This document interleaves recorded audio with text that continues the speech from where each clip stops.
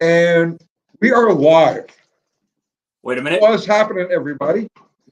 We got some people hanging in here already. Unfinished business. Oh, unfinished project. Oh, unfinished business is the story of my life. But unfinished project. Efog, Kim Jameson, Danny Ford. What's happening? How are you, Daisy? Jocko, Willie. What's up, man? Kim Jameson.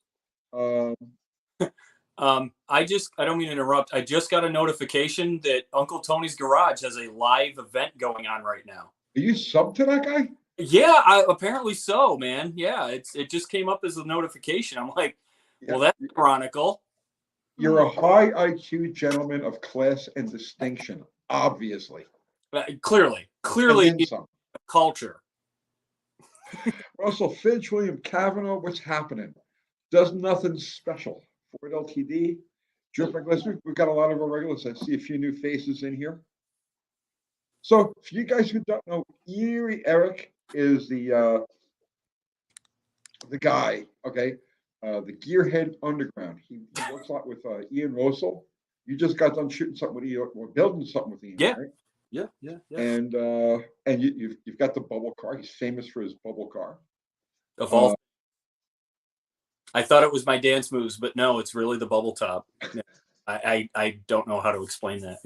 Years and years of Juilliard school of dancing and acting and voice lessons, and the bubble top is what is my claim to fame. So this is what I'm saying. Because I'm known only for this stuff, but I have so many other interests like ballet. The other type of cultural thing that I like to do, and there was a art thing too.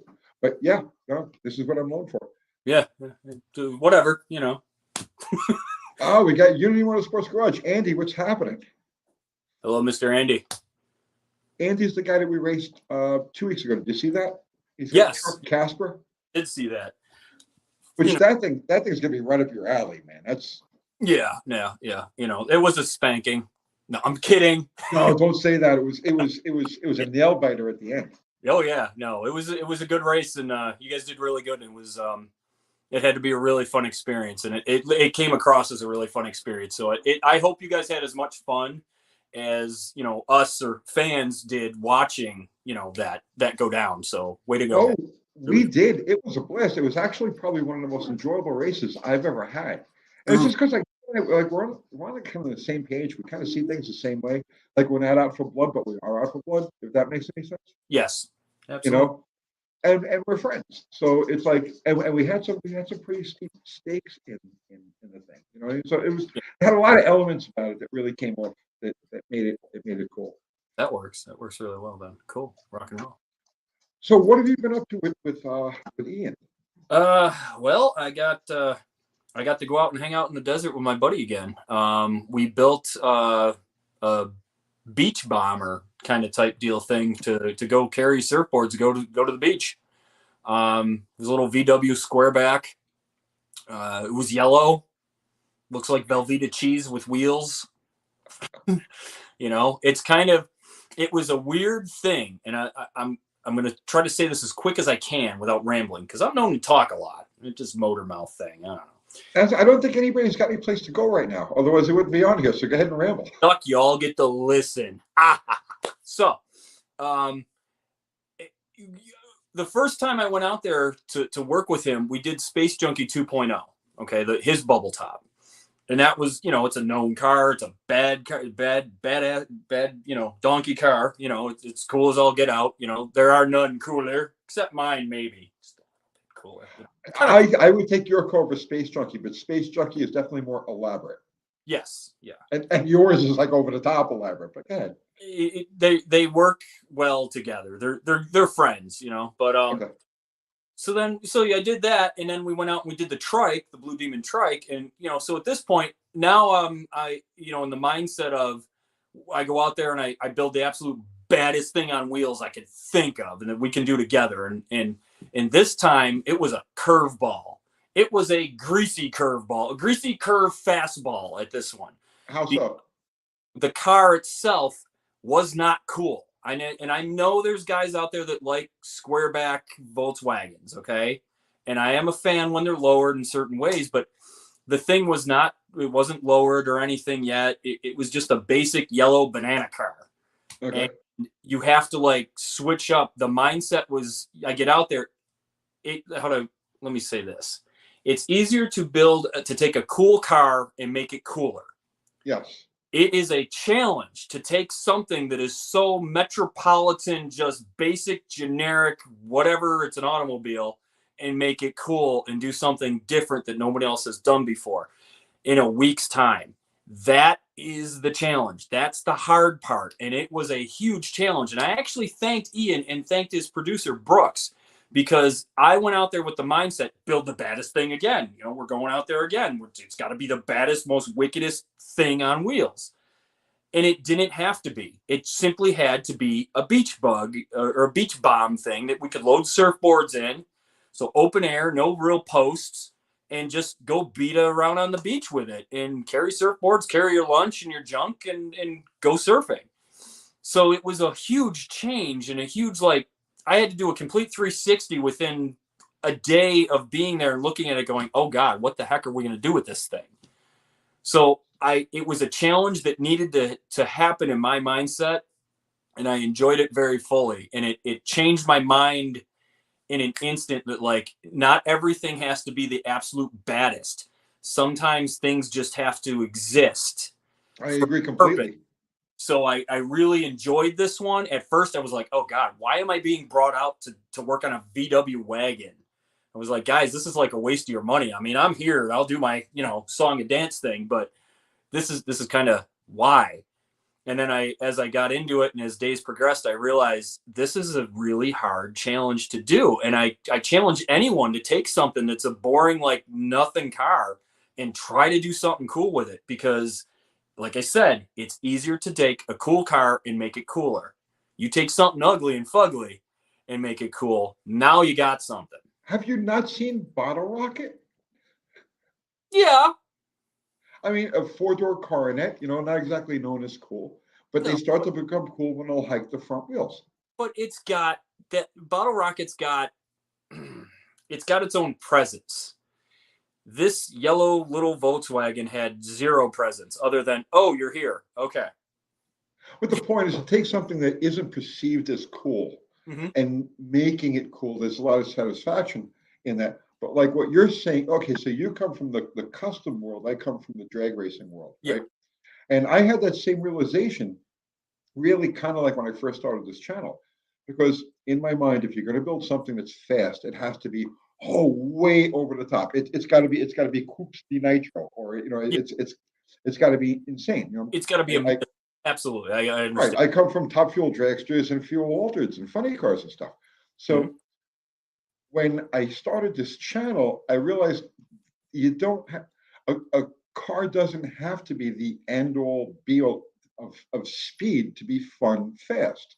A car only has to be efficient and fun, or a little hairy and fun. Like there's a fine line that you walk between like going all out and building something that's just like controllable, like where you don't own the car doesn't own you, or the act of you using the car doesn't own you. Because like I'm used to, you're going to take a car out and it's a week's worth of work to prepare the car to go out. And then it's another week's worth of work to put it all back together again after you broke all your stuff. Absolutely. And I just came to the realization that it's like, no, it's like just fun fast is plenty fast. And now I draw the line at safety equipment. If the car actually needs like safety equipment beyond like a roll bar and a helmet, obviously, right? Yeah. If it needs a cage, if it needs SFI, this, I have no interest in it. Yeah. Well, I just want fun fast. I think I know with a lot of drag racers too, your perceptions of fast is different from a normal person. That's true. There's two different things between fast and quick as well.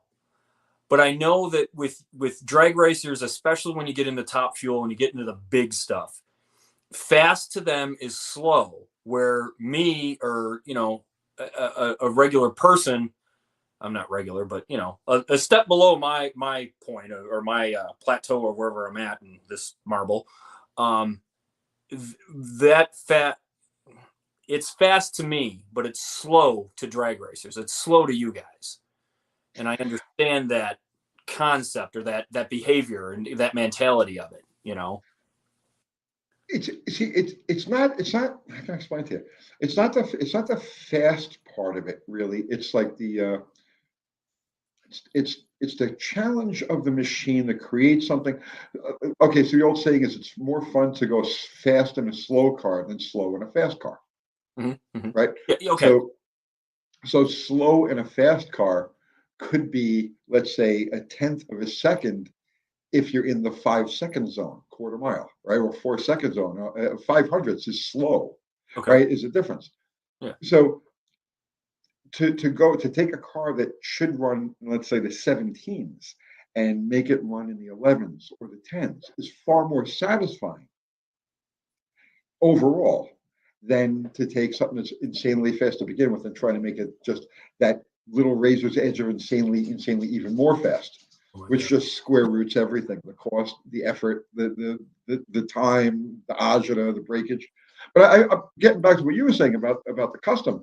Yeah, I know. In your mind, it's like you're going to go team up with Ian, and you guys are going to build something that's just like the world has ever seen such a thing, Yeah, just jaw right? dropping, and this one was not that build. You're just going for fun. And Yeah, like I said, that it's like we're coming from the same place, two different like ends of the hot rod spectrum, but we're coming from the same place. yeah, You realize it, yeah, just fun is enough. yes. Just fun is enough. So I ended up I gifted Ian with one of my new helmets, welding helmets. I have my $100 bill helmet that I always use. I call her Marianne because she's Okay. a ride or die chick. She does everything with me. Okay. And I've had that helmet for years. I love it. It's I've actually had the company send me new optics and stuff for it and stuff like that, and I've given them feedback because I use it all the time. And then they sent me another one, so it was just black. They're like, "Well, what do you want?" I go, "Just give me a black one. I'm going to do something with it." So I disco balled it. So I did all the little mirror glass over the Oh shit. whole thing, man. It was unofficially named F all your eyes, everyone. And then I decided, well, since I got Marianne, that one's going to be Ginger because Ginger's like high class broad, right?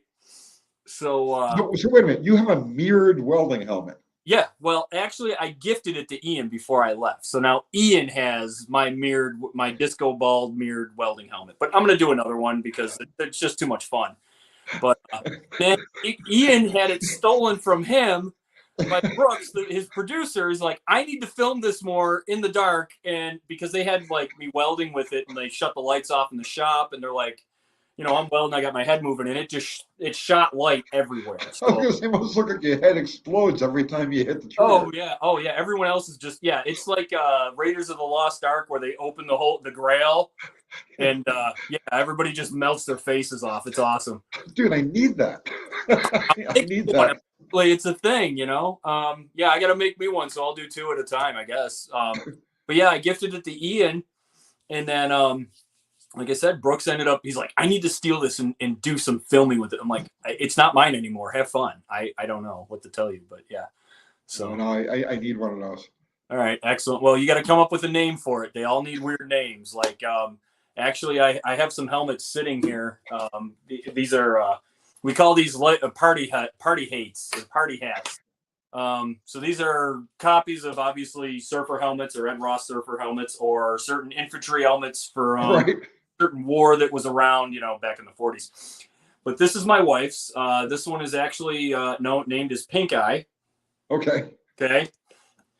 Now, there's others of these helmets that we created back when we did the underground up in Massachusetts, and there's names everything from Disco Biscuit, Space Sex, other how do I put this, anatomy pieces, and then we have mine that was done in the same fashion, kind of That's nice. Pink Eye. This is called Snail Trail.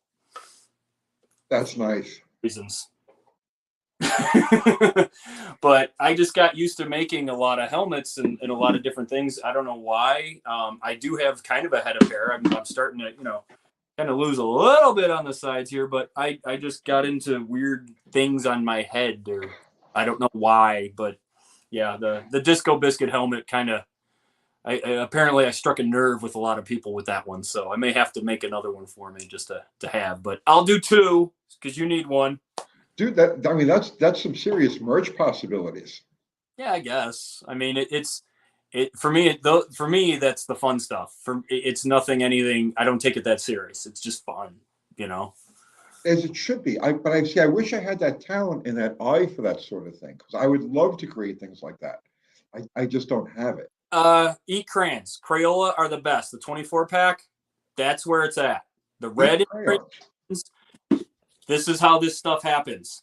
I never thought of that, but yeah. I mean, I think I have some of that childhood lead poisoning. Like when I was a kid, you used to eat the lead Oh, paint chips. oh, So green paint, green lead paint. That's where it's at. That's where the. it looks like pistachio, but it tastes like lead. It's awesome. Yeah, I know. What are you doing to me, babe? Your teeth are like nice and tight after that. It's great. What'd you say? Oh, she's moving lights around the room over here. Oh yeah, I thought you had like visitors from another dimension because every now and then you see a shadow kind of go across behind you. Like, Oh, I have that too. yeah, like I We've got can't the interdimensional beings all over the place. yeah, like I can't see anyone's comments, so I don't know if like there's commenting and like they're chiming in like we are here, you know. I think okay. See, yeah. Hey guys, I'm sorry. I have been ignoring the comments. I'm sorry about that for anybody who's hanging out. Um, Let me see. You can turn on the comments. Oh, can I? Yeah, there's a way. I don't know what the way is because I'm All right, you're gonna have to deal with my hand just for a second. a mental cripple when it comes to this stuff. Oh, comments. Hey, rock and roll. Okay, all right. There you go. Leave body and soul. I did take a break for a little bit. I work over at this place called Ace Chassis in Cottontown, Tennessee. It's like 8 minutes from my house, so it's super convenient. A gentleman named Mike Stenson and his son Jake Stenson own the company, and they build monster pulling tractors. And their stuff, if you want to win in the pulling tractor industry or pulling tractor, circuit or whatever, an Ace Chassis tractor is the way to go. And then there's a certain engine builder, I can't remember the name, and I'm very sorry for this, but they are the certain engine builder that builds these motors for these things. And one of Ace's flex frame chassis, it's a lethal combination. It wins every time, all the time. He has tractors in Denmark, Australia, New England, France, Germany. They're everywhere, and they're all ranked as national champions, every single one of them. The reason why I'm there is not for pulling tractors, because honestly, they're neat, but I don't need a tractor in my life. But Mike is an amazing aluminum smith, and he works solely with 3003 aluminum. He's also a machinist.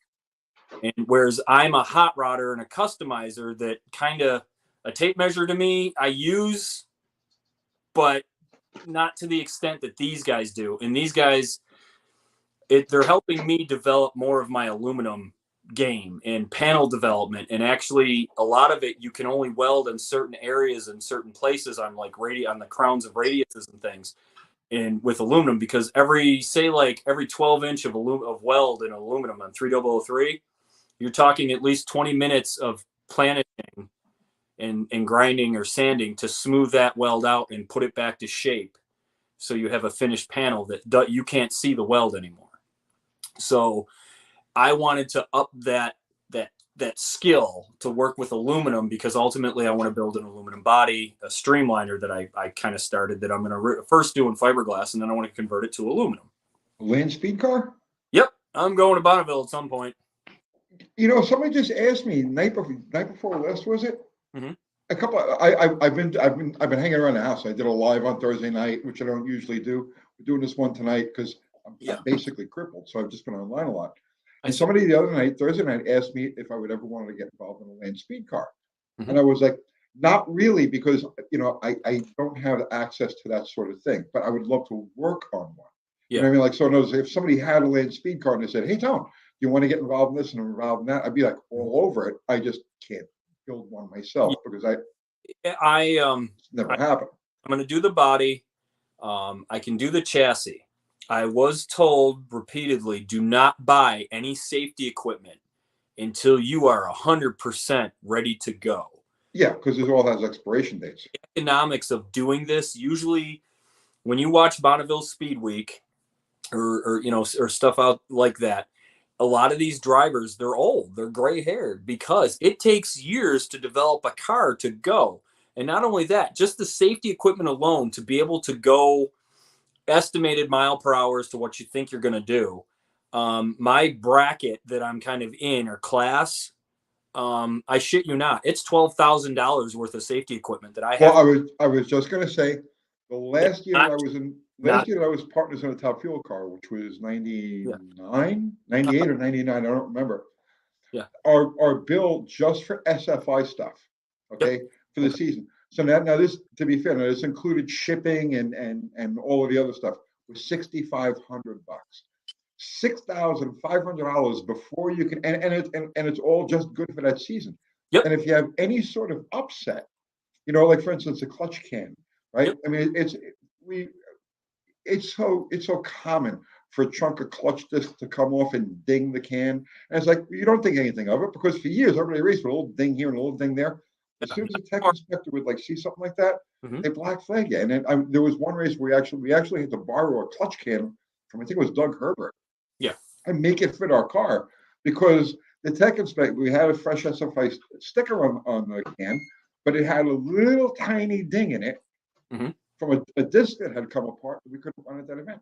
yep. So it was like that was like, to me, that was a straw to put the camel's back. I just could not go any Yeah, further with it. it does get to that point. It's I'm going to get everything else kind of ready. And again, you are correct because there's a lot of the safety equipment. It's for that 1 year. It's Yeah. certified year, so that's why they say do not buy it early. It's a huge investment, and just have that money sitting somewhere, which is loads of fun to try to do.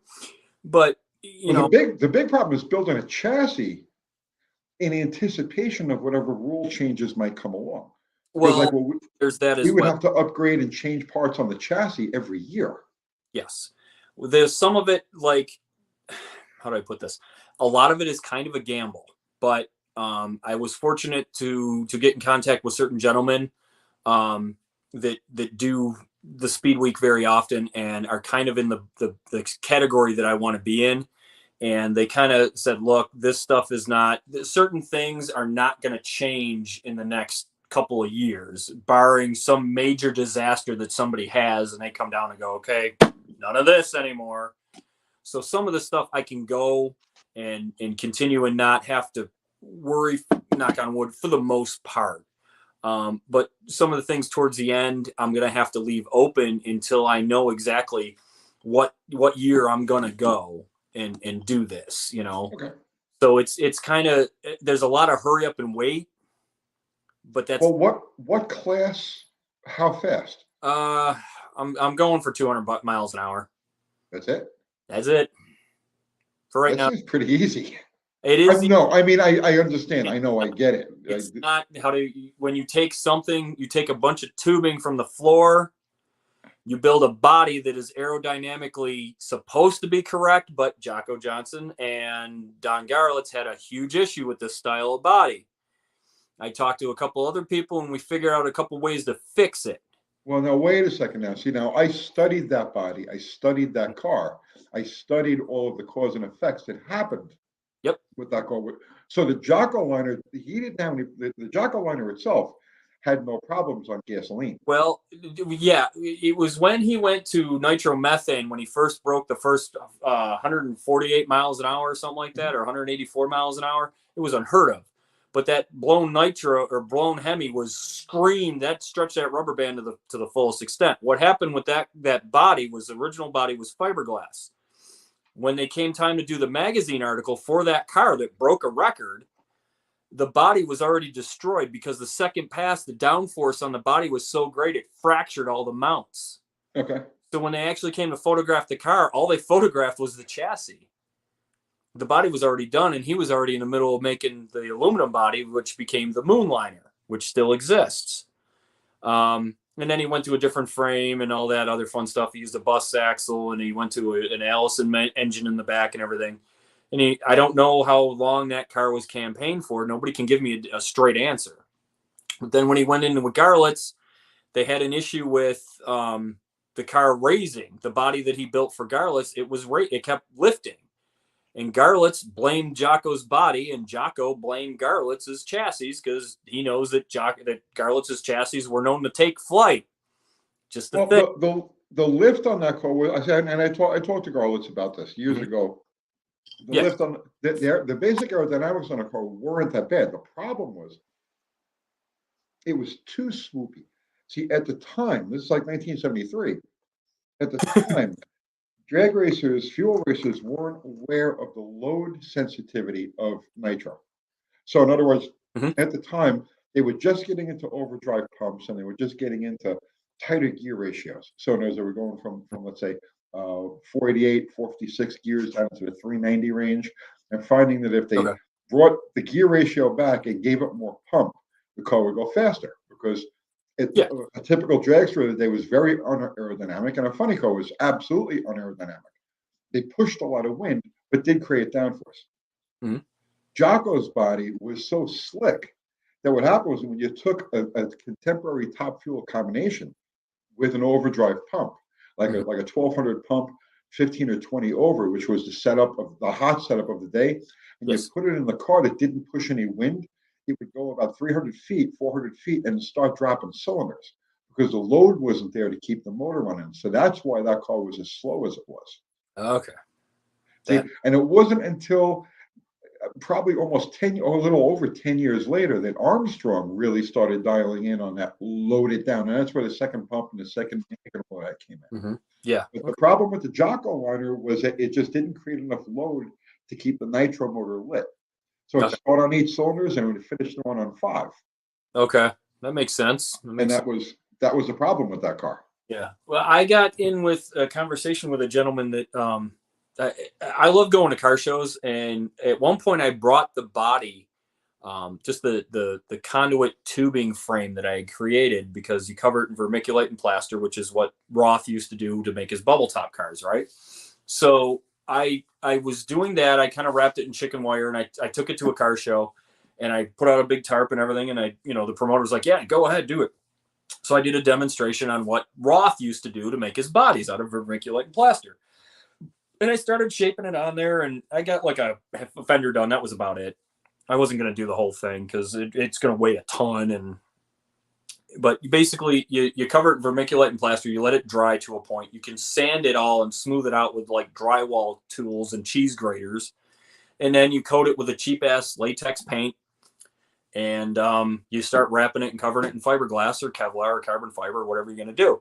And you pop off a body. You basically build a female mold, and you smash all the vermiculite and plaster off your cage and either cut that up or throw it out or whatever. It's junk at that point. It's just made for a plug.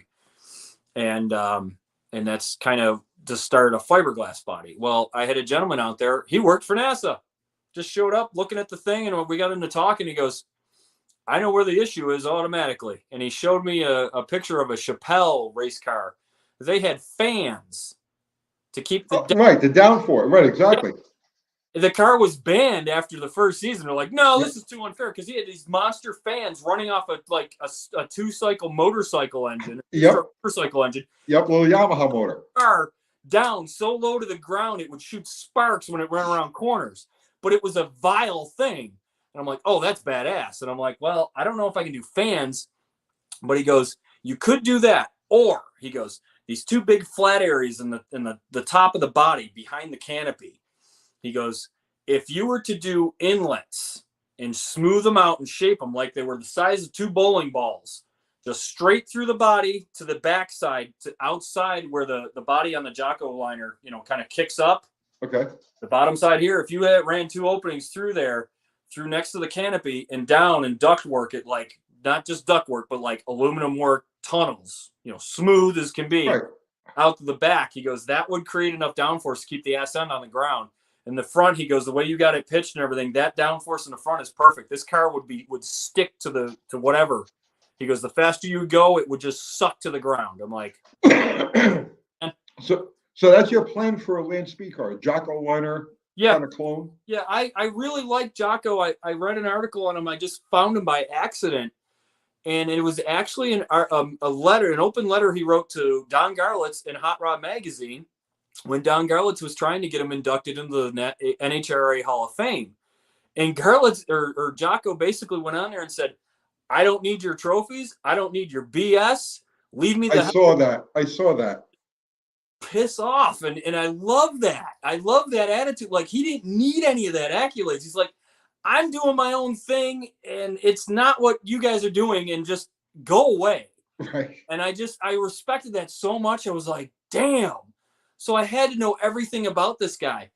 I've been fortunate enough. I actually was able to purchase some of his woodwork, because he would do furniture and tables and chairs. I have one of his bowls that he made, and it is the most smoothest piece of wood I have ever touched in my life. It feels like Really? glass. And I wouldn't trade it for anything. I mean, the thing's going in the coffin with me at some point. Nobody else is getting it. It's mine. But I respected the man and his intent to constantly just next challenge, next thing, next. Right. He never rested on his laurels. He never wanted awards for anything he had already done. He was just constantly looking forward, and I love that about him. So the best thing I could do being a car builder was to show my admiration towards this man that is no longer on this planet. But hopefully in some type of celestial way, he knows that there's some idiot on planet Earth, third rock from the sun, building a clone of his car and trying to improve upon it. Now, granted, I only want to do 200 miles an hour at first, but that's at first. As I want the car to be prepped so where as my testicular fortitude increases, I already have the car to do that. Just as an aside, about 10 years ago, there was an online version of Cars Illustrated, which is a magazine I did back in the 80s. And they wanted me to do some work for them. So I was like, if I'm going to do this, I'm going to make it something interesting, right? Because I've been there, done it, got the T-shirt, and it's got to be off the chain for me to be interested in. Uh-huh. So I did a thing called "Is There Drag Racing After Death?" And I got a psychic. Really? And I had the psychic actually channel, and I didn't tell her who to channel. I just thought of I had images in my head of the people who I would want to talk to, and she got 4 out of several of them right. And by the things that she told me, that she would have no way of knowing, because you would have to actually be very intimate in the sport, the history of the sport, and these particular people, they came through. They came through. There actually is drag racing after death. I love that. But that's all besides the point. No. That's cool as hell. I like that. I absolutely like that. So what power plant do you see pushing your Jocko liner clone? A 392 Hemi that I stashed away, and when it's time, it's time. You know, I came this close to buying a 331 today. Really? Well, long bell. I mean, you can still get away with them, but yeah, you can do that. I had a 304 for a while, and I was moving it around, and I wanted to do other stuff, and I let it go, and the guy that bought it, he put it together, he used it, he's happier than we became Facebook and MySpace or Instagram friends, but he's like, thank you so much. I've looked for one of these for so long, and nobody wanted to part with one, and this and that. And he understood the value in it. He knows what go find one, The 354 is the perfect incarnation of the early Hemi. Yes, it is. And when I was working with Pete Jensen back around, it was after I had quit actually going to the track, but I still had a lot of stuff in my head that I needed to work through. And I started working with Pete Jensen, who's he's still out there tuning nostalgia cars. But we had actually arrived at a basic tune-up, a basic combination based around the 354 architecture, and that is what they're still running out there today. Perfect. He put this combination together. We brainstormed over the winter. He went to the March meet with it. They won the March meet, and this combination just kept like repeating itself and cloning itself until it became pretty much one of the standard things that's out there now. But the 354 is the finest incarnation of the early Hemi. The 331, it was a 55. It was on Facebook Marketplace. I got only $1,200 for it, complete motor. Because it was in pieces. I was like, oh God, I need to go get that. It's like, how do you pass up a complete? Yeah. And I said, no. I got so many other things going on. I just can't. I don't know. when I worked at the Batcave up in Massachusetts, it was a private Mopar restoration shop. There was no phone number. There was no sign on the building. If you showed up, you got about 30 seconds to start rattling off names of people that we know. Right. Showing the door with a 44. Okay. But the one doorstop to the assembly room, okay, was actually a Keith Black Hemi block that was blown up by Connie Coletta. Okay. And it was the doorstop for years. And Was it it was iron or aluminum? aluminum. Aluminum. Yeah. And it was just the doorstop. And it was blown up to the point, like I've seen guys put aluminum blocks back together and run them and stitch them. A couple companies. There's one in particular that was in I want to say North Tonawanda, New York, which is Western New York. G-Force race cars. I watched them piece one together that blew 2 cylinders clear out of the thing, and they put it all back together, remachined it, and it was ready to go. But this one that Connie Coletta did, it damaged it so badly that it ain't ever going to be it'll never be anything ever again other than a doorstop and something just so cool to look at, and knowing, where it came from, because it was sold to Connie, or it was given to Connie, from new. So the numbers and everything, all the paperwork dictate, they know when it was blown up, what run, what it did right before, all of it, the event, the year, everything. That's the funny thing about the early Keith Black blocks, the first generation of those.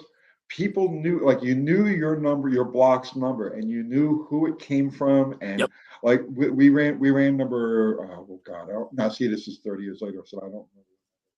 We had traced it back to Bobby Pickett. Bobby Pickett had bought, I mean, it was just those early blocks, the early aluminum blocks were like, how can I explain it to you? They became like part of the family.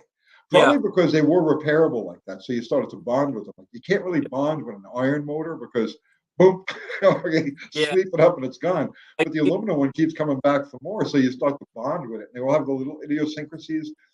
You can't torque this stuff this way because then it pinches the main that way, and that's just this block. And so you know what I'm saying? It was more of a tinker block that you could hurt and you could fix, right? It back, and at that point, it's a thing. It's an entity. It's some sort of way, shape, or form. It is a life form. It's got something to it. Whereas absolutely right. Stuff, you blow it up and you're I've seen guys weld cast back together, but I've never seen a cast block wind back up in a drag car.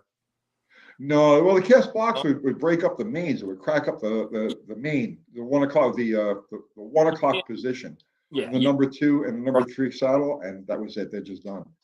But yeah, we have to talk sometime about this land speed thing, because I have no desire to actually go out there. I mean, you can go do out there, but man, I'd love to get involved in actually building a car. Yeah. I've been out there once for a day and an evening, and I'll just say this: you could be out there alone, but you're not alone. It's a weird vibe, man. It's just something. It's magical, and I know anybody that's been out there, they know exactly what I'm talking about. You cannot describe it. It's a bloodletting. It is a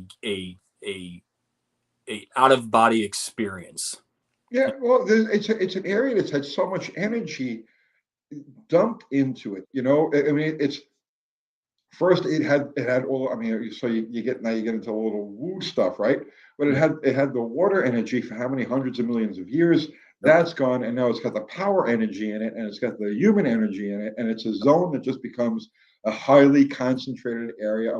I know, because like I was at El Mirage way back when, and I know exactly what you're talking about. Sponge of everything and everyone that it's ever experienced it. When the first time I was in California, I went to Pomona in, I guess it was 1987, something like that, 1987, and I had to go see where Lyons was, because you can't make a pilgrimage to California without actually going to. So we found where the track was, right? And once you're there in that area, you don't have to know that the track was there. It was like, I can explain it to you. We got close, and I don't remember the intersections now. I don't remember, but we got close, and suddenly, like, this homing device takes over in your head, and it led us directly to where the track was, and then from that, it led us to a pile of debris. Okay, which was the actual track surface. So I was with, because after they had plowed it, right, Mhm. they just piled up debris and they left it on the end of the property. So I was with my photographer at the time, Neil Van Opry. I was writing for Cars Illustrated magazine, Okay. and Neil and I climbed the fence, went to the pile of debris, and just started moving hunks of asphalt until we found stuff that actually had rubber over the top of it. Yeah, there you go. We took as big chunks as we could home because we flew there. We took as big a chunk each as we could get on a plane with. Yeah. And then over the years, anytime I would show it to somebody, I would cut a piece or break a piece off for them until finally I didn't have any left for myself. Oh no. But I think I actually have a piece of, hey, Kat, do we still have that chunk of El Mirage here? It was, I have a chunk of El Mirage, a little like triangular chunk of El Mirage upstairs. Yeah. When I went out to when I was out at Ian's, whenever I do go out to Ian's, we always stop by Winfield's, and he's always got the thing there. His Model T or T race car for El Mirage and Bonneville, and it's always neat to see it and see the build structure and everything else that they have to do to keep it up. It's been a couple years since he's had it out, but how they have to modify and change certain things as years go by, and just how fast this thing has actually been. He's got a flat nose for it, which is a flat grill that he runs one class, and then the unlimited class that he can put his custom aluminum like bullet nose on it with the scoop and everything, and the car just looks evil, and it runs so much differently with that bullet nose than the flat grill, for the earlier class or lower class or whatever. And it's just neat to see that car, because that car was built for one intent purpose, and that is it, to go as fast as it can. And it's just neat seeing it, and just I get pictures of it every time. I probably have duplicate pictures of everything I've taken of it, but it's just a neat thing. You can feel it. You can feel it sitting there. And like the last time I was out there, you can feel it sitting there. Now, Gene's, he's not a young pup anymore, but that car's just sitting waiting for him. I met him for the first time last year. I think, that was when I met you, actually. That was when I met you. Yeah, what an awesome individual he is. That's an inspiration, especially to an older guy like me, because I'm like, oh, I'm old, right? It's over. But no, there's Gene Winfield. It's like, no, that's old, and this guy's still in it, like He's hardcore. got a woman helping him. When you met him, Debbie. when he came out, no, not Deb. Another younger woman named Michael Ann. She's from California. She kind of was out there for something or other, and it turned into, he was really sick at the time, and she opted to stay and kind of help get his health sorted out. And he actually, God's honest truth, the dude looks 10 years younger. He's going to diet 3 times a week now.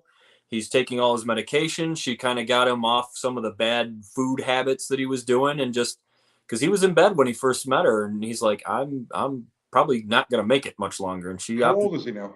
I want to say he's 96 or 97, maybe 98, somewhere in there.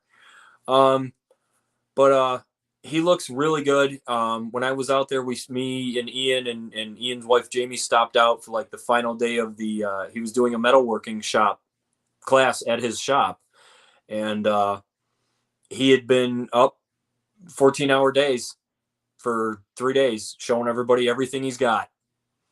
And when we went in, he was in there doing lead work, and we just kind of stayed to the back and let him do his thing. We didn't want to interrupt him or anything like that. Alex Gambino was out there from Gambino Customs and stuff with his guys, and they were helping him out. And just Gene actually looks a lot healthier. He's doing a lot better now.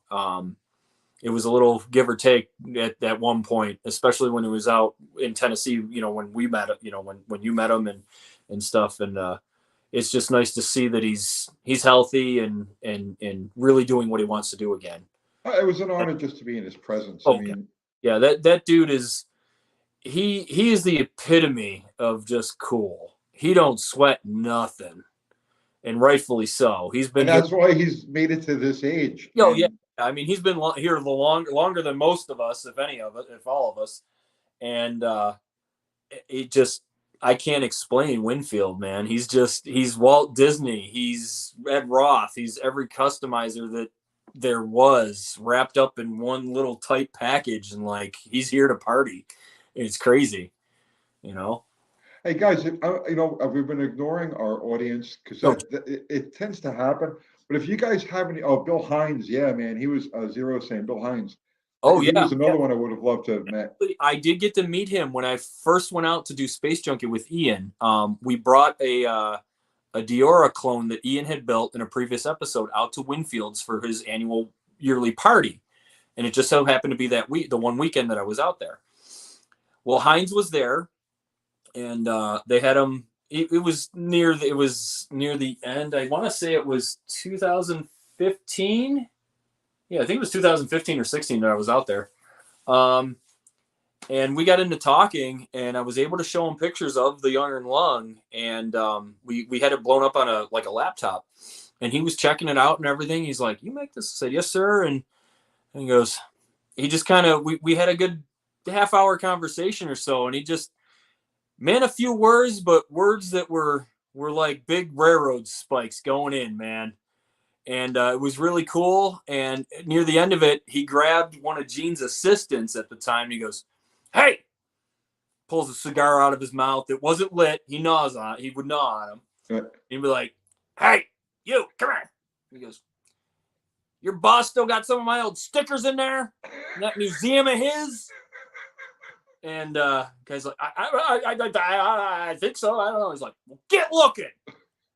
And this dude, scared as a ghost, goes ripping into Gene's house that is his museum and stuff, and pulls out some of these old ass round Winfield sticker or Bill Hines stickers. And hang on one second, I'm gonna grab it and show it to you. You got one? Wall right now. Right. And as you'll see, I'm actually in my pajamas in my like sort of pseudo office. So the guy brought out the sticker from Heinz's shop, and Heinz signed it for me. Oh, that's awesome. And that is one of my most prized possessions.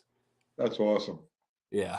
And it was really cool to meet and talk to him, and to let him kind of see what I was doing, at least to kind of like, I get what you've done. And this is, I'm trying to continue this skill, this craft, and here's my meager offerings to you, my Sir God, so you recognize these people. By the way, that poster behind me, that's signed by Kenny Youngblood.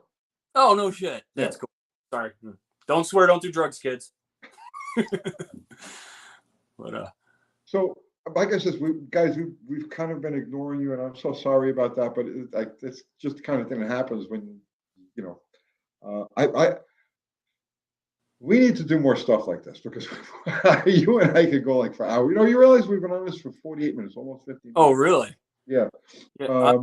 Looking at some of the comments now, I don't know if it goes up or down, but Zero is saying that they made a plaster cast of. Made a plaster cast of Heinz's face. Yes. Cigar and all. Yep. Also, there's what I thought was really cool. Somebody, what is this? Riff Raff Rackus. This guy is a goof. Yes. If you're talking about me, yes, I am a goof. I eat crayons. He takes great pride in that. Yeah. Let your freak flag fly, kids. I don't know. I'm not a big bad tough guy. I always thought that was such a waste of energy when you see people and they're all like, "I'm the baddest man there is." It's such a waste of energy. I'm an idiot. I'm a dork, and I might as well just be who I am. And it's a lot easier. It's one of those, the truth will set you free. And my wife is I'm with you. Standing person, and I give her all the credit in the world to put up with this, but for dealing with this, I try to supply her with a house and car and stuff and whatever else she wants. So whatever. So it's all good. But yes, I am in fact a goof, riff raff, ruckus. Yes. Mean Machine Mania is saying the drag racing scene today is weird. It's the drag racing, that part of drag racing is dead. There are a couple of races where they get crowds and stuff. They get them in at the Gators and stuff. They'll get them in Ohio, but for the most part, it's dead. That whole drag racing culture is dead. But man, there's a whole new universe of stuff that's coming up today. Like in the no prep world, Mm-hmm. there are personalities that are out there. There are cars that are out there. There are things that are out there that are just unspeakably cool, and really go back to the glory days of drag racing. And if I ever do get involved in racing again, which I probably won't, but if I did, it would absolutely be small tire no prep, because small tire no prep is the spirit, and these people are the spirit of the type of drag racing that we're talking about now. Oh yeah. The locations have changed, the distance have changed, the cars have changed, the technology has changed, but the spirit is there, you know? So yeah, absolutely. I think you are 100% correct. I think kind of with what I do with the custom car world, it's at a weird spot right now that I think culturally it's broken. Which I kind of think is what a lot of guys are doing, thinking with the drag race stuff as well. That there's some broken things that are going on. the culture is broken, absolutely. Yeah. The old school culture. And it's a shame, but when things break, it's not always a bad thing. It's kind of scary. Change is scary, but on the same note, it's also very exciting, because when things are broken, then other people seem to come out of the woodwork, and they're either going to break it more, which again is scary, or fix it and come up with a new inclination of it. And I think what's kind of going on with the custom car world, it's just a big yawn fest. It's boring. It's why do you have to spend tens of thousands or hundreds of thousands of dollars for the look at me factor, where I like kind of doing things like brass tacks. I'm never going to sell the iron lung. That car's not going anywhere. So I can say this without hurting anything. But I have $5,000 hard cash into that car. I could dump more into it and chrome out everything and everything else, but I wanted to keep it kind of accessible. Yes, Well, absolutely. the next project that I'm doing, I'm going to try to stay below 10 grand, but I want to go win the big trophies with it, because not to sound arrogant, but to sound kind of arrogant, I know where my skill set is. I know what I am capable of. I know what I'm not capable of. And I like to be ride the line, that razor's edge, just to the edge, to see just how far I can push myself and not throw money at issues to solve them. You just described my channel and every car and everything that I do on this channel. Yeah. I think that's why we get along so well, and why subconsciously, whatever way, shape, or form you want to call it, we connect the way that we do. Because well, I'm going to tell you exactly what it is. I'm going to tell you exactly what it is, because I've seen this in so many different areas in life, right? But what we're talking about here is a quest for purity.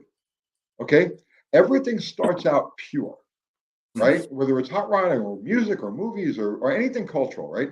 It all it all starts out pure, and then over time it starts to become diluted. People forget the reason that they were doing things. They forget what it was, and the soul dissipates. Okay, and then when that happens, the money just comes in and fills that void, right? Then there's the collapse. Whatever it happens to be, it collapses. It ceases to exist. Yep. And like for instance, you look at music. Music is a perfect example, right? It has literally ceased to exist. You had the 50s, the 60s, the 70s, the 80s, the 90s. They all had their scenes. They all had their the things that define them. You know what I'm saying? Yep. You know, right? Like to grunge and whatever it happened to be, right? Yeah. And then it stopped. Yep. It just went extinct. So there's stuff happening out there right now, but nobody knows who these bands are. And what'll happen is everything dissipates to the point that it's pointless anymore. There's no aim to it. There's no reason to it. And then it regroups. And then it regroups. And that's kind of what I think is what's happening with drag racing now. Drag racing really dissipated. It dissipated, left popular culture really in the 80s. And now it's starting to return in the form of this small tire no prep. The same thing with the custom car thing. the custom car thing really dissipated. It disappeared like in the 70s. Yeah. You have to go back to the 70s to really find custom car culture. Custom car, and that's kind of where I'm pushing. Not to say I picked an era and like going after it, but for my end of it, I am building the stuff that I want to see at a car show. Right. Or that I think should be at a car show. I'm also doing the things that I think I would want to see at a car show. Like last fall at that car show that we went to, I'll say the name if that's okay. The Redneck. I went to the fall. I go to all of them each year. Okay. There's two of them, spring and fall. Well, the fall one, I had blown a bubble at the show live. And that was, I had done my research, not a single customizer, period, hands down, anybody, Barris, Ross, Starbird's guy, Starbird himself, Winfield. No one had ever blown a bubble at a show in a public event ever. So I did one, and I blew it. It wasn't perfect. It was a little, but I had to work. I was working against, it was in a pavilion, and there was wind going through, and I can make a ton of excuses. Long story short, I brought 2 4-burner gas grills. I should have brought 3, but I made it happen. But it did blow. It did get sold. It was auctioned off, and a guy named Pierre bought it. That built this really cool pickled Pinot. It's all metallic Metaflick green. Oh, I did a feature on that car. Yeah. Okay. Yeah, Pierre bought it. So it was kind of like, oh, sweet, man, thanks. And he's like, can you sign it? Because when Dennis comes back, I'm going to have him sign it too, Little Daddy Roth. I'm like, so you bought it to have Little Daddy Roth sign? He's like, yeah. I'm like, all right, whatever. But it's stuff that I want to see, that kind of like when I go to a show, I'd love to see that. I'd love to just sit down in a chair and watch somebody do it. But I've been to so many shows and no one does anything like this. So it's like, well, okay, I guess I'm the guy. I don't really want to always be the guy. I'd love to go somewhere and just take in it. Right, exactly. I know exactly what you mean. And be like, that's what I'm talking about. It's so rare that happens, and it kind of, it sounds arrogant for me to say that, and I know, but it doesn't come from that place in me. It comes from just wanting the curiosity of going somewhere and seeing something so cool just go down in front of you. And in the same thing, and when you're watching it, you don't really care if it's completely successful or not, because you're more interested in the process. Yeah. And then the finished product, it is what it is. It may be perfect, it may not be perfect, but at least you saw the elements that went into it. And if it's not perfect, you learn from why did it not turn out perfect? You actually got something out of that. Yeah, that was the other thing too. I could have shown up with like a stainless steel, fully welded, encased heat box, a rotating heat system, and all this stuff. I did it on $1,000 bill. I bought some clapboard, 2 sheets of clapboard. I built the frame out of 2x4s. I bought a giant, great big sheet of MDF board, inch thick MDF board. And I cut that, and that was my heat board, my forms for the bubble. And I spent like $320 some on the sheet of acrylic, because acrylic was through the roof at the time because of COVID. Right. And usually they cost me like $90 for a sheet. And you got to get a 5x5. To do a 48-inch dome or whatever the heck you're going to do, because the sides, you have your shrinkage rate and everything else to work with. But I literally did it. I used 2 gas grills I got off of Facebook Marketplace. I degreased them, took them down to just the burners and the belly pans, 2 propane bottles, a splitter line for the regulators, and lit it and went. And then we used a little handheld air compressor thing to pump 5 pounds of air in it when it was ready to cook it or to blow it. But I did it on the cheap to show that you don't need all this big expensive equipment to do this. Because if I showed up with all this stainless steel box and the heating elements and everything else and just hit a button and sat there and went, watch this, kids. Right. And bing, fries are done. And the bubbles, what is anybody going to learn? So... And once again, you just described my entire channel and like everything that we do on here. The whole point is to make it as accessible as possible and show people, yeah, look, you can have fun. The fun is in the effort. It's as much in like the journey is its own reward. The fun is as much in the effort as it is in the finished result. Oh yeah. And also to show that you don't need you okay, so like the race between Bottle Rocket and Casper was a perfect example. Mhm. In the world of drag racing, in the world, these are slow cars. I mean, these are, you're talking about a slow motion drag race. Yeah. But it was interesting and exciting because they were kind of evenly matched. Both cars have names. Both cars, the viewers have watched both cars evolve, good, bad, and otherwise over the. Yeah, people know these things. They have presence. They have their own personalities. They've developed their own popularity, each individual, and now they're going to come together and go play. Right, How exactly. not be entertained by that? I So mean, you could have had a YouTube video that had the number one and number two pro stock cars on the planet, mhm. or the number one and number two top fuel cars on the planet. Yep, You could have ran them off and gotten maybe 10,000 views, yep, 20,000 views tops, because nobody really cares. But you yep. take a couple of cars that just have personality. They're different, they're relatable, they have names. That's an important thing. That has a name. Once it has a name, it has an identity. You know what I'm saying? Mhm, And mhm. and people like that. That's what they look for. And Andy and I had a blast. It was a lot. It was one of the most fun days I've ever had. At a track, and everybody who watched it just loved the race. These are slow cars. These are simple cars. You know what I'm saying?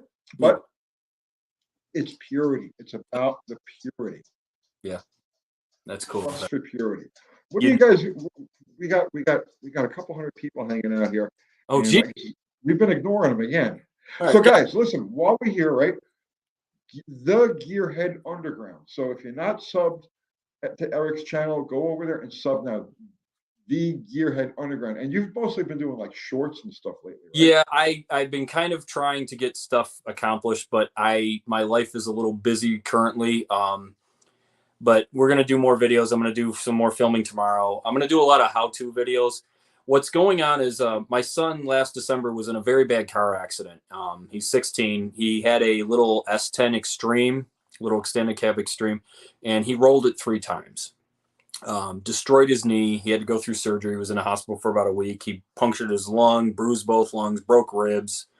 Um, well, he's gone through physical therapy since end of December till now. He's doing 3 days a week, and he's got his knee all back together. And by November, they're going to take out all the plates and screws. But he's got 3 degrees positive with the joint. He's using his toe and ankle muscles. He walks. He just doesn't run quite yet. But he Okay. jogs, a little bit. But he's doing better. Well, I bought him a little '93 Dodge Ram, and it's got a 360 in it. But I'm going to put the motor, one of my other 360s that have been built, in it. We're going to lower it. We did the cheap man's lower, but I'm kind of going through all that, and I'll post the videos up. We need to start filming on it. But I put Dodge B van lower control arms in it because they Okay. have up and lower coils, and I have to cut a half a coil off the passenger side because Dodge trucks, when you lower them, they never just lower even. So, but everything down to I was showing him a B&M ratchet shifter that I have that is basically a slapstick and that actually still functions properly. So he was like, well, how do I use this or how do I do that? So that's going to go in there. I'm going to give him a hoon handle. We're going to lower the truck all the way down. I'm going to do steel flares on it. It's getting 17 by 10-inch wheels on it. Dude, you're describing something that's going to get a lot of views. Oh yeah. Well, we'll see. That a It's truck just like that, man. we're going to do it. And, as we go on, I'm going to film more with it. And I'm also trying to finish my daily driver, which is a little 79 Little Red Express. And so it's kind of a busy time, and it's hard for me to stop and go, okay, I need to film this. I'm just trying to get through it so I can, because honestly, if those 2 vehicles are done, I can start on my next show car, the Nog. And that's really what I'm going, what I kind of started this channel just for that. But I understand the other stuff is people want to see that as well. So I just have to kind of actually, as I'm sitting here in my little office floor, if you take a look what's next to me, this is the dash for my Little Red Express Okay. that has been completely restored, redone, new tops and everything. It's all I need that glove compartment door. Huh? I need that glove compartment door. Oh, this one? Yeah. Yeah, no, I still No, the glove compartment, not the ashtray. the glove. Oh, that. Dude, have you priced those things? Yeah, no. When I bought the truck, it came with 2 of them, and I just used the better one, and then I dyed it. I literally dyed it and coated it, so it's like I think it was blue or black when I first got it. But yeah, it's all been dyed and just kind of all put back together. This and this, he gave me like 3 or 4 pieces, and I just kind of took the best ones. But if you need a door, I do. A cover top, I got one. I'll give you the other best one that I got. It's yours. Anything is better than what's on my record that I used to tow with. Oh, okay. It's destroyed. Actually, I have a clear glove box insert too, if you want that. If you need the actual physical glove box. No, too. that part's fine, but the door is shot. I do also have the extra hinges and shit too stuff for it too. So, we'll trade some stuff out. I'm sure I got things you can use. I'll look through your junk. Absolutely. But yeah. So it's just those 2 things I want to kind of get done and accomplish, and I'm just trying to motor through them. But you know, in hindsight, it would be, I guess, fun to film that stuff as we're doing it. You know, my son, it was funny because I took the muffler off his truck, and we're gonna pull all the cats and everything else, pull all the exhaust because it's only like a 2.5, and I'm gonna give him all the 3-inch stainless from my '99 Ram, and we're gonna kind of convert it for underneath there. And I'm going to run the exhaust out the lower bed side right behind the cab. I make the aluminum like speed bubbles that you can run the tip through and everything. Well, the first weekend we had it here, I bought it for him in the day before I left to go out to Ian's. And then I came home, and that weekend, like I got back here at 12:47 or something like that a.m. Sunday morning for Easter morning. So we did Easter. And then went outside and started messing with it. And I said, look, I'm going to work as long as I can. I go, but buddy, at some point I'm going to hit the wall and have to sleep. And I cut the muffler off and I rolled it out from underneath the truck, and we started it up, and you would have thought I gave that kid a race car. And I'm like, it's just the muffler off, buddy. Like, it's going to get way better real quick. So, but we're going to put a hoon handle in it, and I'm going to do the foils. It's got no bumpers on it right now. The rear bumper is going to stay off, and I'm going to do like the roll panel Ferrari airfoils off the back. Okay. And just kind of make it a race truck fun thing for a high school kid, basically, you know. That is premium YouTube content, and there's so much interest in those trucks and that type of build. Yeah, so I've been told. I mean, it's going to be on the cheap. I mean, it's all used parts. I mean, we're going to put new fluid in it, new gaskets, but for the most part, it's all just stuff I had laying around and other stuff that people are like, hey, I'm going to donate this to this. Sweet, thank you. It makes for the perfect build. I'm telling you, that's because everybody can relate to that. Everybody can relate to that. You know, and it was like his first truck, his little S10, the Extreme. It was a neat little truck. We paid like, I think, $3,500 for it. And it was a nice little truck. It really didn't need anything. And we didn't change anything on it. And he didn't have it very long. He got it in June. And then by that December, he was in his accident. So that was kind of that for that. So we never really touched it. And it was just something that was like, it was a birthday present. It was his first vehicle here, you know.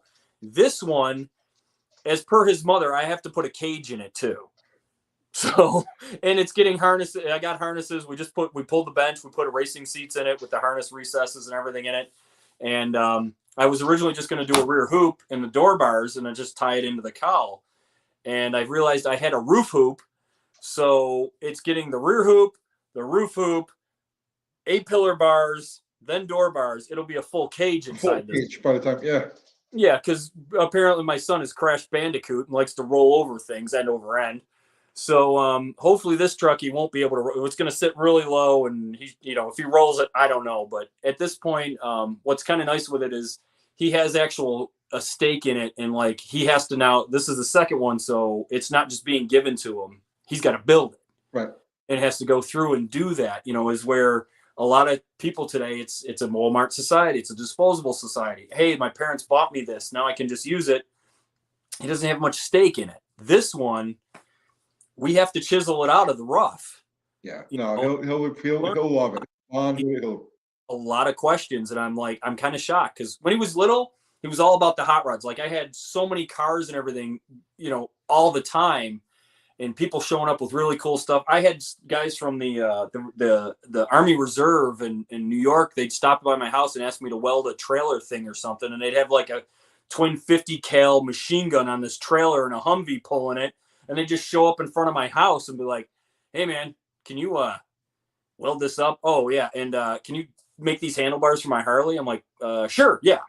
And my, Brandon at that time, he's like 5 or 6, and his eyes are like this big. He's like, there's army guys at my house, And then he got into sports and soccer and just kind of went and did his own thing and became his own person. I respected that a lot. And now he's 17, 16, going on 17, and now he's all about the car stuff because it's still a vital thing for a 16-year-old to have a cool car, and that makes me very happy. But he even we're doing a big speaker thing, like a 15-inch sub box in the bed of it, and I have to do the blow through the cab, and I have to stabilize all that so it functions. And he's like, well, what are you going to do to protect the speaker box? And I said, oh, we could just do a steel box with a hinge or a lid or something to access it. He looked at me and goes, could we make a bubble to cover it? And I'm like, I've been waiting years for you to ask that.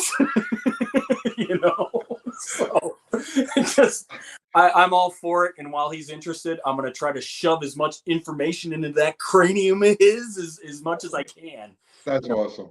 That's awesome.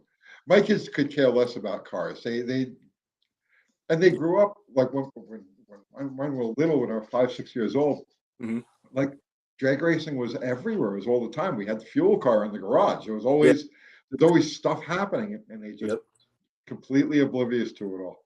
Yeah, I'm glad yours has got the gene. It looks like it's got the sickness. He didn't have it for a while. For a long time, it was just like he could care less. He's like, whatever. I offered a couple times, you want me to take you to soccer practice in the bubble top? And he's like, yeah, I guess, it's like pulling teeth. And then you take it out there and, you drop him off and all his teammates are like, oh my God, and he's like, well, I guess it's cool. It's my dad. Dads aren't cool. Yeah, I know. Even when you're cool, everybody else say you're cool, but to them, you're the most uncool person that ever lived. We could try all we want. I mean, because they know it's through you. You know what I mean? Yeah, These are as cool as people think they are, and your kids know that. Mm-hmm. Bill McKay sent the super chat. Thank you, Bill. Greatly appreciated. He says, yes, make the kids appreciate the work put in so that they can pass it down to the next generation. Absolutely. Absolutely. The kids, people are always giving the younger generation the short shit. Like, always, they're down on the Ricer kids. They're down on the things. And there's a huge car culture out there. And these kids actually love the stuff that we do. It's just not what we have. They love the older muscle cars. They love this sort of thing, but it's not attainable to them. So they work on what's attainable to them. And they get put down like, oh, it's a Ricer, it's a Honda, it's whatever. But they're working with what they have, and they're doing the best they can, and they're part of the car culture. And when we're done doing all of this stuff, those kids today are going to step right into our footsteps. And the kid who's running around in a Ricer, Honda, or Subaru today is going to be doing the kind of cars that we enjoy when we're this age, when they're our age, 30 years from now, 40 years from now. Absolutely. I couldn't agree more. It's when I do car shows and stuff, and I take, like the long or the trike and stuff or anything else I got, I let kids sit in it, feel it out. I'll put the bubble up and down, anything to spur that or do that. And I know that like Instagram and social media, I mean, I'm not going to poke fun at Instagram or anything, but just social media in general, it's a false sense of perception because you'll see car videos of these guys running around like Lamborghinis and Ferraris and stuff. It's almost an unattainable thing for a lot of people, but you can get that speed with used parts or cheaper not that cheaper parts, but you can get that thrill with something that's not exactly a Lamborghini, but it takes some initiative to do that. And you can do that with spare parts. You can do that with other cars that aren't like, all, what is my friend Ace say, bougie. Yeah. Bougie cars. You don't need bougie cars to go fast, kids. Newsflash. You need these two hands and some good information, and you can make a lot of things go fast and a lot of things look really cool. And you can do it yourself. And there's something to be said about sweat equity because they can't take that from you ever. Absolutely. I think believe it or not, we're on for over almost an hour or hour and 15 minutes. I only wanted to hop on for a quick hour or so, but We'll go a little bit longer. I'm totally fine. I'm taking a look and reading some of the comments. So if I look weird on the screen, I'm sorry. I'm actually reading. I'm not like trying to search into somebody's soul, like you know. So let's see here. I saw something. It was a guy. I missed his name, but it was I think it was John something. Or no, this is okay. Matthew Booth. I just got my first job at a local oil change shop. Way to go, man. Congratulations. You're in the world now. I hope you're still watching. Congratulations. Welcome to the machine, child. But yeah, take as much information as you can and go on from there. So we got a guy on here called New Guy's Garage. Who's the now legendary troll killer? And we'll do some, okay.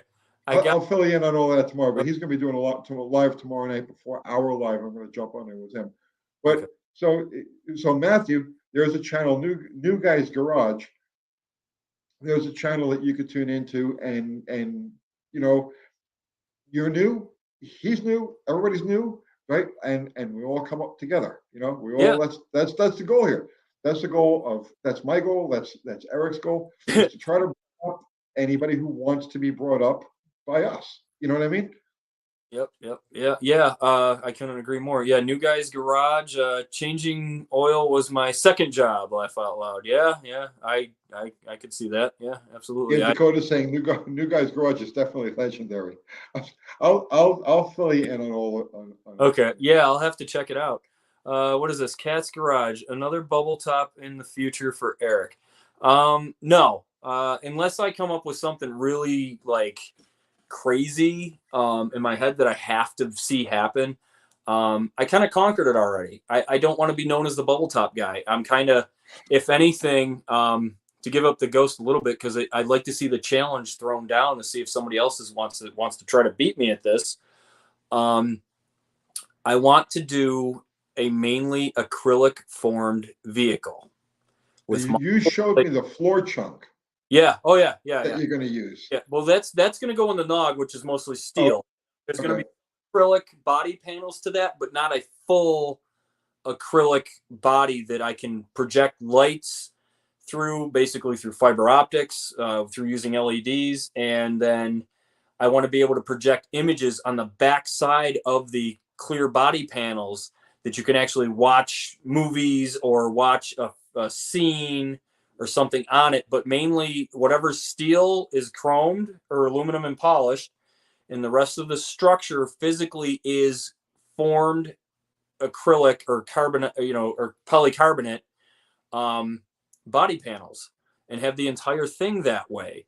And just mimicking through multiple layers of like smoked acrylic to hide a lot of the inner structure that, you don't want to see, like the dash wiring and things like that in there.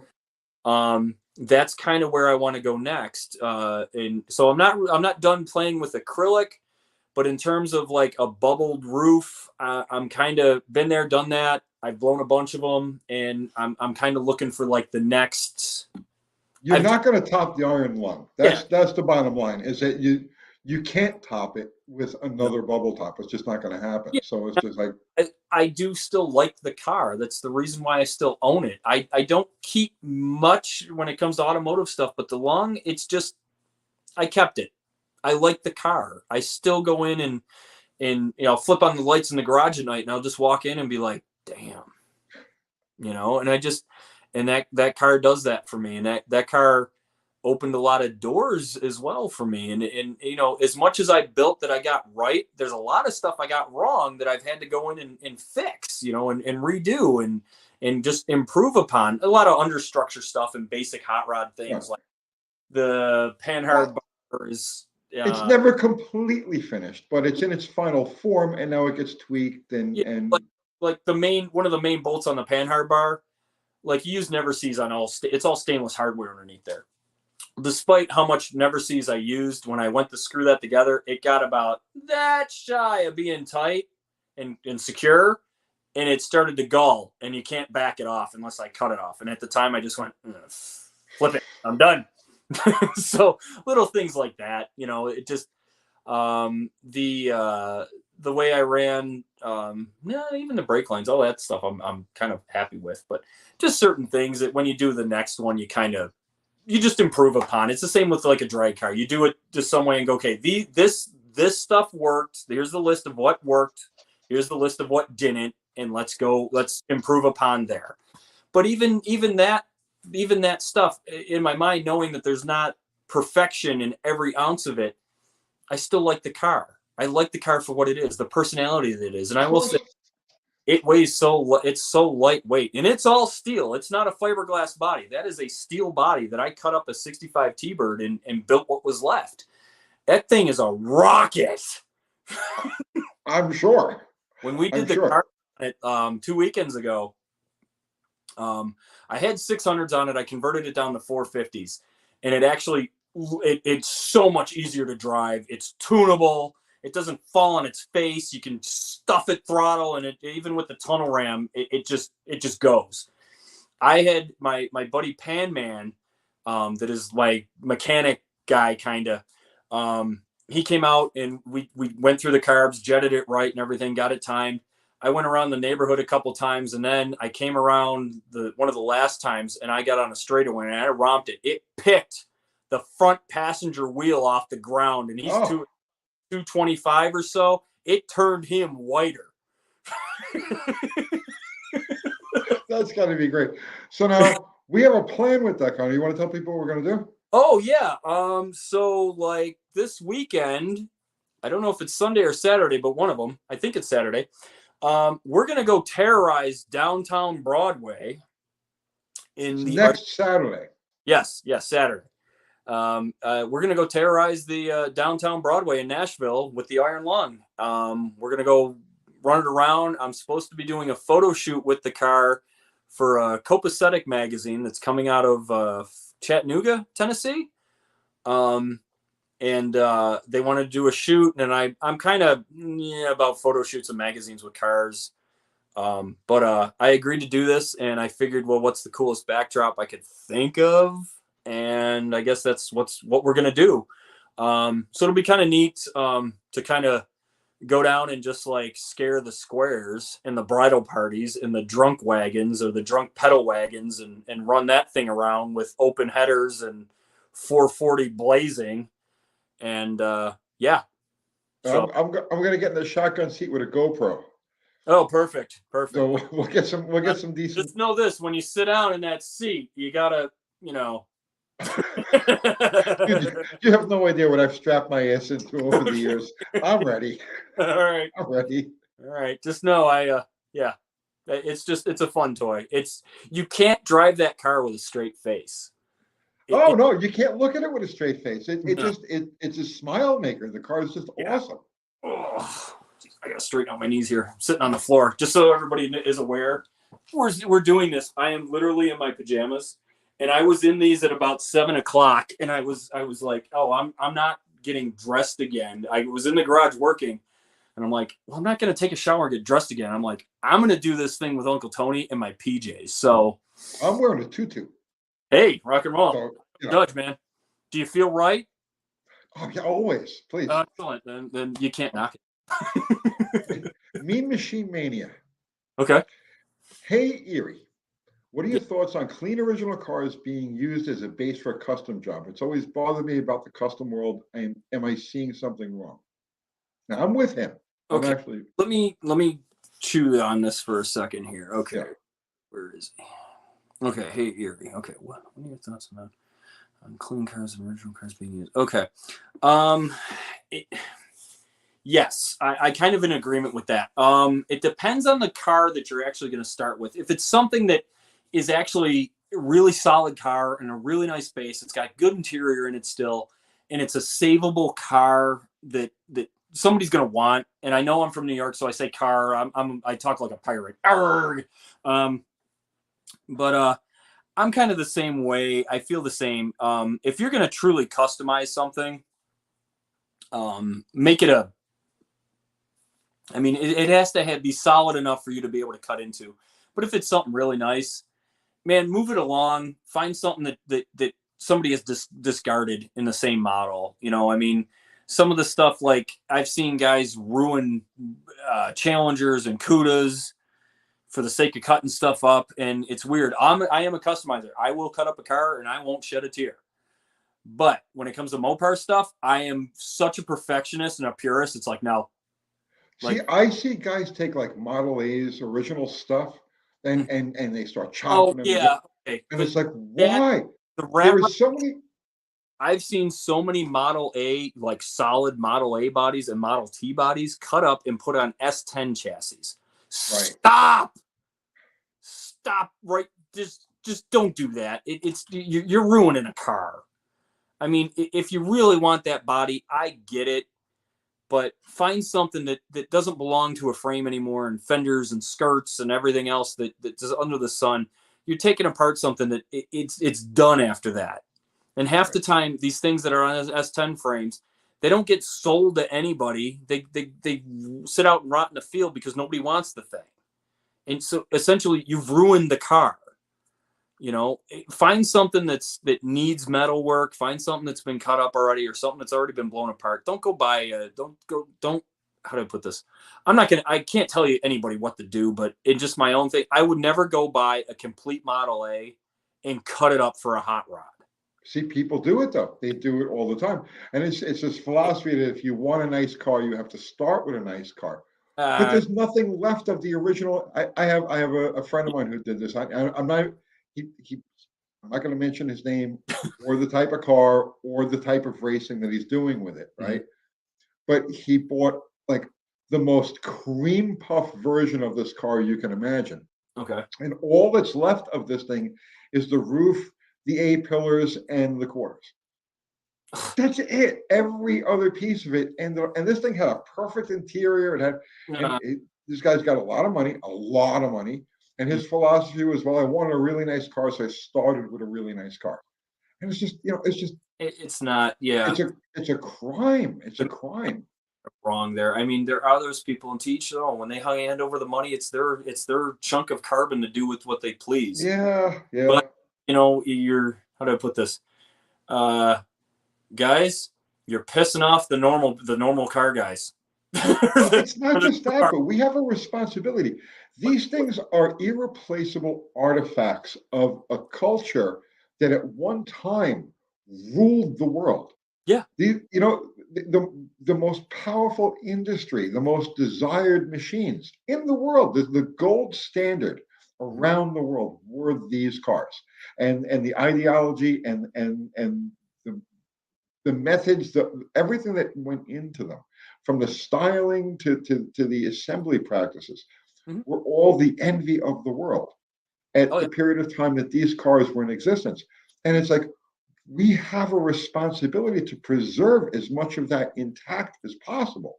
Yes. And at the same time, maintain the hot rod culture, whether it's drag racing or customizing. There's a balance. When something is savable, when something can be preserved, it has to be preserved almost at any cost. And then when something is just, it has no use other than scrap or a lawn ornament, well, that's what you build your fucking hot rod out of. Yep, absolutely. Like the lung itself, the bubble top itself, that was a 65 Thunderbird. I bought it for $250.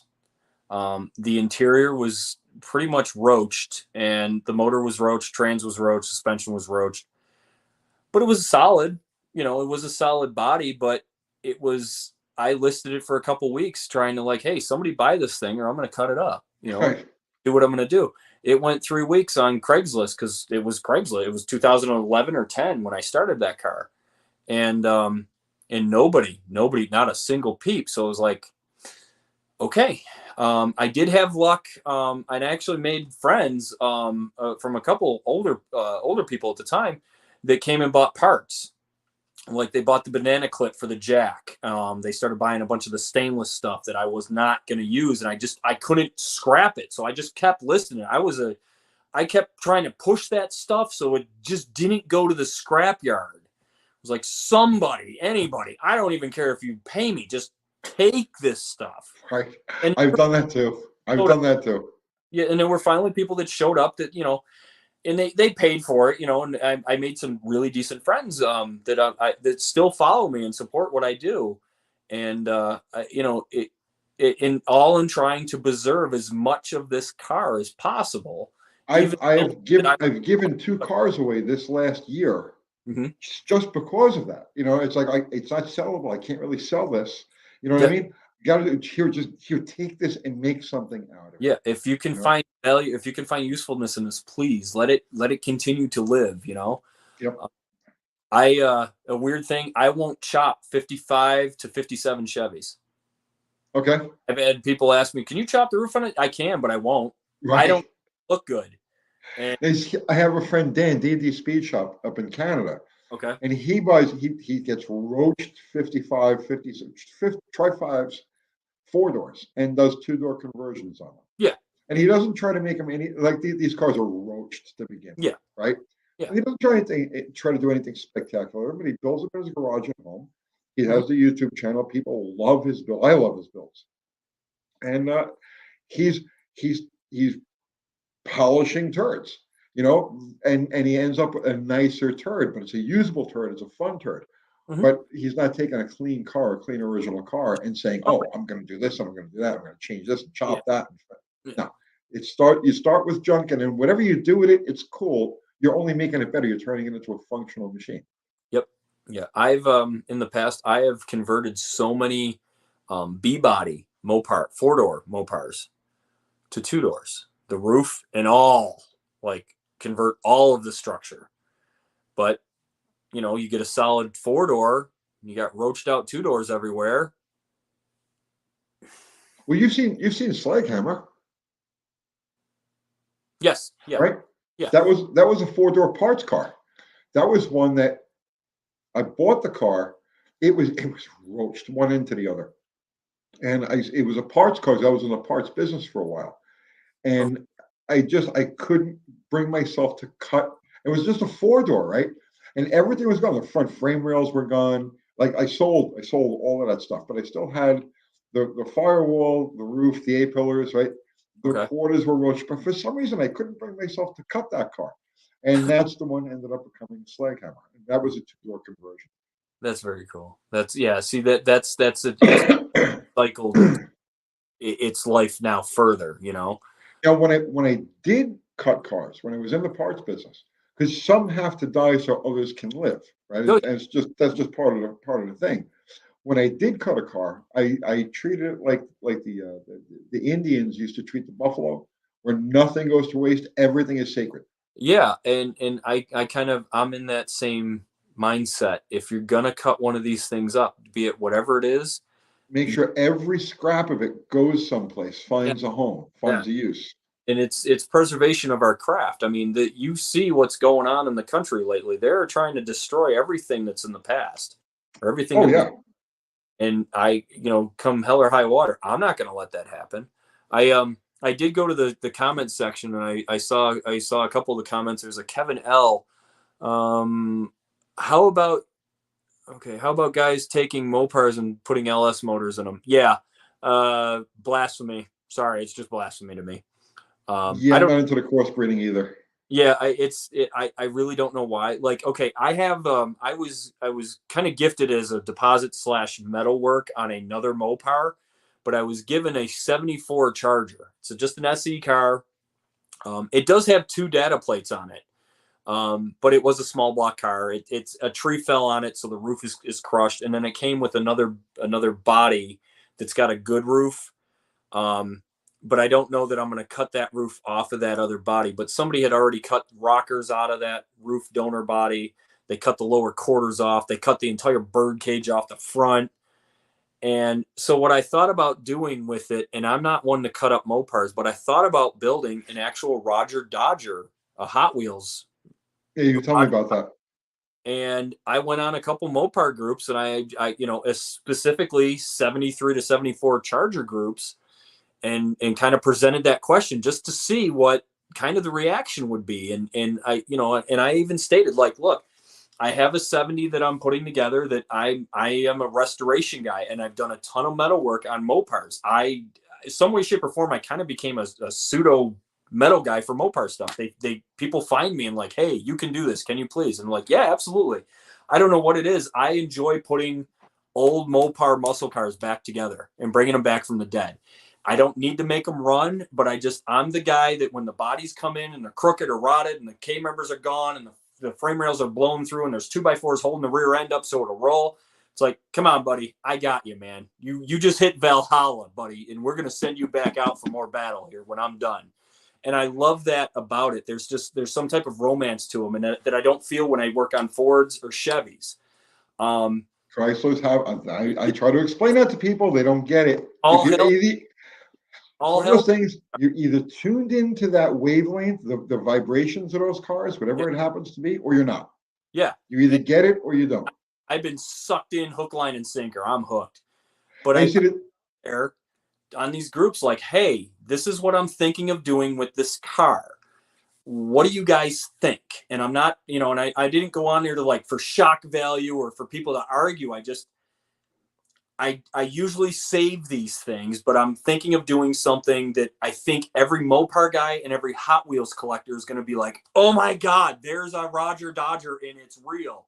And I want to do it to scale, which is going to be a lot of slicing and dicing on this Charger. Like I have to physically pull the roof and cowl back about 13 inches. I have to snub the tail of it. I have to extend the fenders, the hood, and everything else to match. And then I have to build a giant fiberglass replica of a giant blower motor that can be chromed. There's a certain coating that you can do for that. Cause I can put the biggest Hemi they got, and I'll never get it up high enough to mimic that. So I'm going to do a plastic cone, just like the Hot Wheels car. And I will say this, the reception that I got from these groups were people like that were diehard Mopar guys, especially diehard car guys to 73 to 74 Chargers. And they're like, man, do it. And they looked at, they saw that the car was a small block car. It was an AC car. It was a lot of option car, but it's still just an SC. It's a luxury car, and they're like, it's not a huge muscle car. It was like going after the Cutlass or whatever. Fine. And just the response from the Mopar community going, you need to do that. And it was like, all right, I'm in. All right, cool. And I don't need that approval from, the group, but on the same note, it was nice to like other people got what I was. Yeah, they validated your idea. Yeah, what I'm going after, and just like I'm not one to just cut these up to cut them up. But this one, a tree fell on it. The motor and trans is gone. It's got different wheel. All four wheels are different wheels. It's never going to be. I'm not going to put it back to what it was. It needs floor pans. It needs lower quarters. It needs everything. So. You're talking about the LS thing, right? Uh-huh. I'm a fan of the engines. I'm a fan of the movement. Up until last year, I used to hit, or the year before, I used to hit LS Fest every year. Yeah. Because I like what they're doing with these cars, with these engines. I like the culture. It's cool. It's excellent, right? But to me, the motor is the identity of the car. Yep. So, in other words, like, well, you think about it, right? You say it's a Hemi Charger, or it's a 6-pack Charger, or it's a 383 Roadrunner. You always say the motor before the car. Yep. So to me, the motor is the car's identity. If you took an LS and whatever LS, and you dropped it into a Mopar body, in my mind now, it's a Chevy with a Chrysler body. Yep. Does that make any sense? Yes, it does. It's a weird thing. Like, we put an LS in the Starline Studebaker that me and Paul Herman built out of the Body and Soul shop. It's a great motor, 495 horse out of the box. It's got a warranty. I mean, that's big importance to me, but good, reliable power. But in a custom car, ugly. Yeah, they are ugly. You got to, every bit of chrome, stainless steel, polished, whatever whiz bang contraption that they sold for the things, and then we still ended up covering most of it with an engine cover, and we did old school valve covers on it to hide the LS covers. Yeah, it's like the Gen 3 Hemis. They are ugly engines. There's just something. It's a big plastic turd on the top. I don't know what to tell you. You take an early Chrysler or a DeSoto, right? And it's like there's nothing you could do to make it not look beautiful. And then you take the third generation, and then the second gen, right? Where you take the third generation Hemi, and it's just ugly. There's just nothing. There's no angle. There's no bit of that engine that you look at and you say, oh, that's beautiful. That's flowing. You look, does that make any sense to me, or am I just crazy? Oh, no. It makes perfect sense. Like even Mopar, they put a big cover over the top of it. Yeah, don't look at this thing. It's like a little bit of the valve covers and just the coil packs. Right. You open the hood and then, oh, there's another hood. Yeah. Oh, nice. It's peekaboo. I see you. Yeah, they're good, reliable power, and technology's gotten us to a really neat place with the automotive stuff. I mean, you can go to a dealership. Not that I would spend this money, but you could go to a dealership and go get an 800 horsepower 6-speed standard monster. I mean, that's kind of cool time to be alive. Now, granted, do you want to pay that bill for that thing? No. Could you or me build 800 horsepower monster with a 6-speed for way cheaper than what a dealership is charging? Absolutely. But for the public, you could go get a land missile on a payment. The thing that turns me off about these cars, the newer cars, why I just haven't been able to embrace them, is that they're so freaking disposable. Yeah. When you account it, a lot, and the grenade pin has been pulled. It's just a matter of time before electronics degrade or the engine degrades because the oil. There's a thing. You want to get into oil, racing oil, kids. The stuff that you buy off the shelf at the parts store is not the same that your dad or your grandfather used back then. They are bumping that stuff with so much crap in it so that way what comes out of the tailpipe is so clean. Why do you think you buy a new car now, you have a 100,000-mile powertrain warranty to the original car's owner? That's because the manufacturers understand that motor is a ticking time bomb because of the additives and the stuff that they put in and take out of the oil that is manufactured in oil now. And they are too concerned about what's coming out of that tailpipe that it will kill that motor. Yeah. See, for me, it's just the way the electronics are intertwined. Yes. The cars are serviceable for as long as the hundreds of various switches, relays, servos, processors, as long as they're all available. And then there's all the proprietary stuff. It's like, you can't just change a radio. Nope. You can't, it all has to be programmed. There's all this software involved. And it's just like at that point now, and then subscriptions involved. Oh, you want heated seats? Pay me $10 a month. Here, I'll heat your seats for you. It's insanity. They're no longer cars. They're appliances. Yep. So it could be a 10,000 horsepower appliance. I'm not interested in appliances. Yep.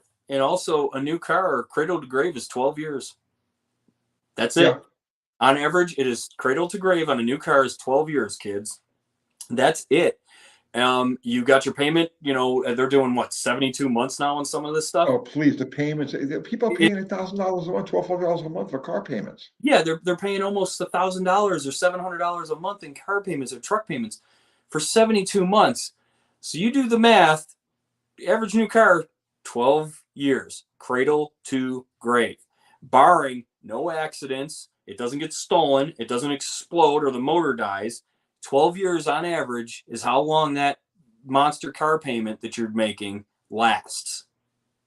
The cards are stacked against us, kids. Old cars, hot rods, customs, muscle cars, it's going to be the new normal. I think the next trend, right? So for the last 20 years, the trend has been to take the older cars and plug new engines into them, new engines and drivetrains. And I absolutely know for a fact the next trend is going to be the opposite. Yep. The next trend, because you go to any pull apart, you go to any junkyard, there are cars in there with perfect interiors, perfect body, perfect paint. Like you could take these things, detail them, stick them on a front line of any used car lot, and they would be like, that's the car. Yep. But absolutely. There is some electronic bug someplace within the system, some unrepairable bit of this car that has rendered it useless. The repair is worth more than the car is. And so, like I said, you go to junkyards today. I remember being in junkyards in the 70s and the 80s, and shit that was in there belonged in there. Okay, it was hammered. Yeah. It was Yeah.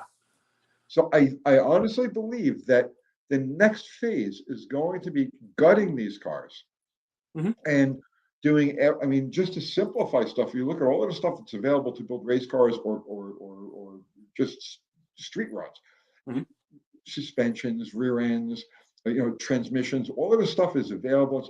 And I think that's going to be the next trend, is to take these cars that are useless because they've got that untraceable, unrepairable, or too intense to repair electrical problem, and gut it and stick a conventional engine in it with a carburetor and a conventional ignition, a regular transmission that'll shift strictly off of hydraulics, and that's it. I know that's going to be the trend going in the future, because there are so many clean bodies out there. Hmm. Well, You know what I'm they're saying? starting to kind of come around with that. I mean, you see the little like exoskeleton little Oh, I racer, love that stuff. and I think it's neat as hell because they're kind of the same thing. They're taking a car that the motor's gone, some of the they're gutting them, but the body shell's still there. But they're building, they're buying a tubing bender, $1,000 tubing bender from somewhere, and they're figuring out how to do tubing and chassis and cages, and they're mimicking body panels, and I love it. It's not something I'm going to run out and do, but I understand it, and I understand the concept because it's a basic hot rod concept: lightweight, fast, low, it stops, Simple, kind of, but yes, simple, archaic, serviceable, simple. simple. Yeah, and you can't knock it at all. You just have to, like, yeah, man, you guys doing something. Bill McKay's got another super chat. Thank you, Bill. I really appreciate that. Yeah, hey, you know. That's the one thing I've always loved about oval track street stock type of racing. The engine under the hood needs to be the same nameplate as the body.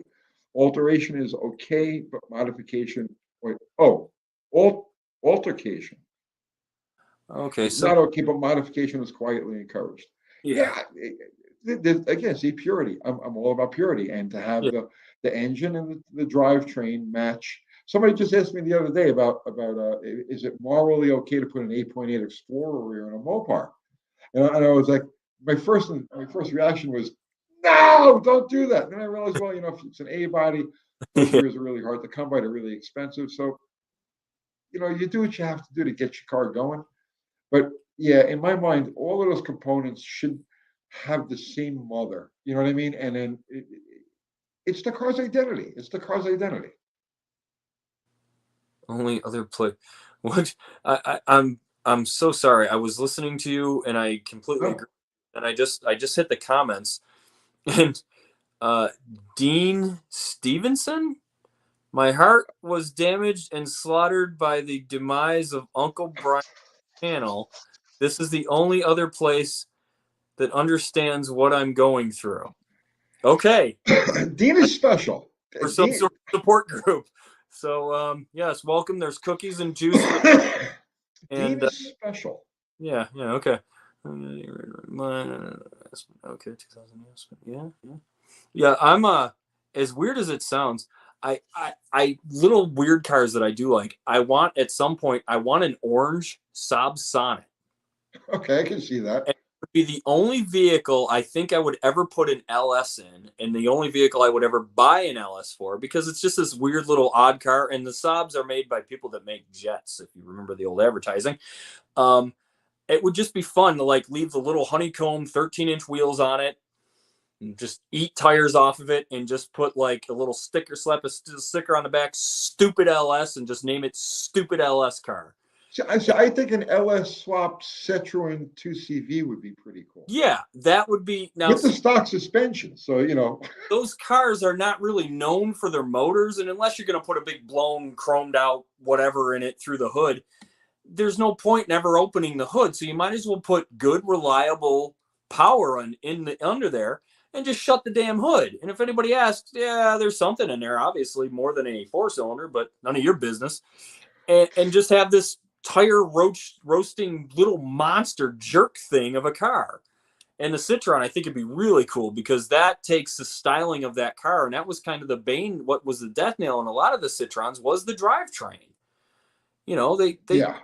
parts were really hard to get, especially over here, and they are, because I've done some Citron work on cars over here. It's like hen's teeth to find certain things, even like basic things like a fuel pump. So Right. usually you're gutting the tank and you're putting in an inline pump in the line to get fuel to the car, and you're taking away from the originality of it, but you can't find one. And But if that's what's going to happen times 1,000 as the yes, current generation of cars ages. yes, So the quest for a clean body, in the old days, we used to go crazy trying to find a clean body, something of complete interior, and then you do your engine stuff there. Well, yeah, now that stuff is in abundance. It's the rule rather than the exception when it comes to like buildable cars or raw material. But I just yes, want to say Fubar, who is one of our incredible mods, Fubar's been with me for I'm doing this channel for like 5 years now, and Fubar's been with me since we started doing lives. He's one of our mods. He's awesome. And he just put the link to Eric's Eric's channel, the Gearhead Underground. So Fubar just put the link to that. Guys, oh, go over there and sub to Eric's channel. Eric has got a lot of stuff coming. A lot of stuff coming. yeah. I And, don't and have we're going to. I know. I see us doing a lot of stuff together in the future. yeah. We're of the same. I was We're of just the same mind. yeah. There's a guy on here. Okay, something sweaty fat guy. Oh, Thumper. Yeah, yeah. He's been around forever too. He's one of our Yeah, guys. yeah. Opel GTs. Yeah, I know those cars too. That'd be a good one. Somebody else said say Mazda Miata or rear wheel drive Jap cars are the Vega and Pinto V8 swaps of the current. Yeah, they are. I And did a slant six Miata. yeah, there's another guy. He goes, I want an RX-7 with a big block Hemi stroker in it. Well, you're gonna rip the sucker apart, but yeah, stuff it in there, shoehorn it in, get the lube, and just it in, and you'll figure it out, man. But yeah, what they're just okay. So like the Opel GTs, that guy that mentioned it, at a certain point as he's growing up or whatever, those cars were discarded. And, there's some purists that keep them and stuff like that, but it got harder and harder to see. Like when I was in high school, I every now and then I saw one out, but I saw more of them sitting in garages, kind of with boxes on them and stuff. Right. Yeah. Yeah. Yeah. Don't see them out unless you're at like a car show or an event that, there's like one or something.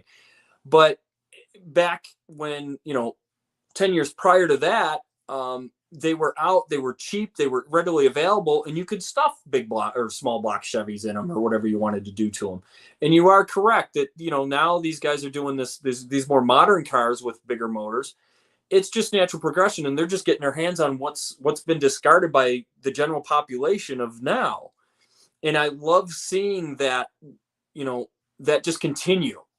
I don't really subscribe to that because of what I do, but I appreciate it, and I love the fact that still happens even to today, that these kids are taking discarded vehicles in putting other things into them to make them go, make them cool, make them go fast, and to experience that thrill of movement and motion and freedom. And you can't bottle that in any way, shape, or form, but it's really neat to see that trend just is not going to die. Are you familiar with the Boosted Boys at all? No. You'll like I'll check them out. Yeah. Yeah, I check them out. very And my well, friend Dan up in Canada is doing an Opel GT, and he's swapping in a Ford Turbo Coupe motor, oh, okay. Yeah. Rock and roll. the T-Bird Turbo Coupe motor, Yeah. which So doesn't fit. It's like it's a disaster, but he's going to yeah, get it in there. no, but so yeah, I can understand, but hey, when it's a really good idea, the amount of work, it doesn't matter. It all goes out the window. It's just work. You're going to do that same amount of work trying to figure out something else to stuff in a body. So you might as well, if that's what you want to go with, man, go. Last year, I was never really into radical engine swaps, but last year I did a slant six and a Miata, Okay. and it actually turned out to be a lot yeah. easier and a lot more fun than I thought it would be. The work itself, the car, when it was done, I wasn't into the car. Yeah. It just didn't do it for me. But the actual putting it together was a blast, and I want to do more stuff like that. Yeah, absolutely. You can't knock changing things and making it your own. I mean, there's good taste and bad taste out there, but for the most part, the stuff that you see that's changed, somebody is that, really nails it. They put some thought into it and really have done the work in their homework into making it right and making it a usable thing and proportions and stance and all that other fun stuff. And it's great. Today, Kathy and I hit an Indian restaurant Okay. for lunch, and coming home, I guess there was a Model A club. Like, literally a laugh now, cry later experience on lunch, right? Oh, I love Indian food. Okay. But on our way back, I guess there's a Model A club, and there were 4 of them going down the road, and one of them it was a rumble seat car, but the paint on the thing, had orange wheels. Now you look, you say, yeah, I know, right? I know exactly. Model A have weird color combinations, and some work, some don't. But yeah, I've owned orange Model A wheels. So the body was cream and green, like a cream color and like a green color. Like I only saw this thing like going past, okay, and it had bright orange wheels and other details on it. Okay. And Kathy and I both looked at it and was like, "That's beautiful." It's like, how like there are certain combinations that you say, "No, that's crazy." What you fucking orange wheels with the green? No, it was stunning. It was stunning. You know what I mean? Like the same way, like a picture, like a picture of 1970s Farrah Fawcett in a fucking, you know what I mean? It was stunning in that way. Just look at it, it's like, my God, that's just perfect. Yeah. Yeah. So it's odd combinations. You never know what's going to click. Exactly, and I think that's the fun of it, because you could technically see it all, do it all in the automotive industry, and then just randomly something hand you your hat. Well, you see, that's it. You know, people don't understand. After you've been there, after you've like done all of these things, because when you're old, if you stay in the world of cars and shit, and you get to my age, by the time you're my age, you have seen it all. You've either participated or done it all, and it's just like, now, what's exciting after that? Well, I'll tell you what's exciting after Top Fuel and all these things. You know what's exciting? A fucking Model A with bright orange wheels and cream and green paint that you look at and you say, my God, that's just beautiful as it goes down the road. That's what comes next. That's what comes next. Yeah. It's we had that conversation. Me and Ian Roussel had that conversation because he's like, what are you doing next? I said, man, I don't know. I go, I've been asked to restore a couple cars, and I'm probably going to pass on it. I said, it's really hard to go back. Like, somebody wants me to do a 64 Impala, and I'm like, they're nice cars. I don't mind them. And they're like, they want to go full lowrider and hydros and all that stuff. And I'm like, okay, but it's hard for me from making all the weird stuff. It's hard for me to like go back and like, all right, I'm just conventional. It's like, I've done all the street drugs. Now I'm straight up into pharmaceutical drugs. And it's like, man, I need another custom now. It's hard for me to like, all right, restore this Fairlane.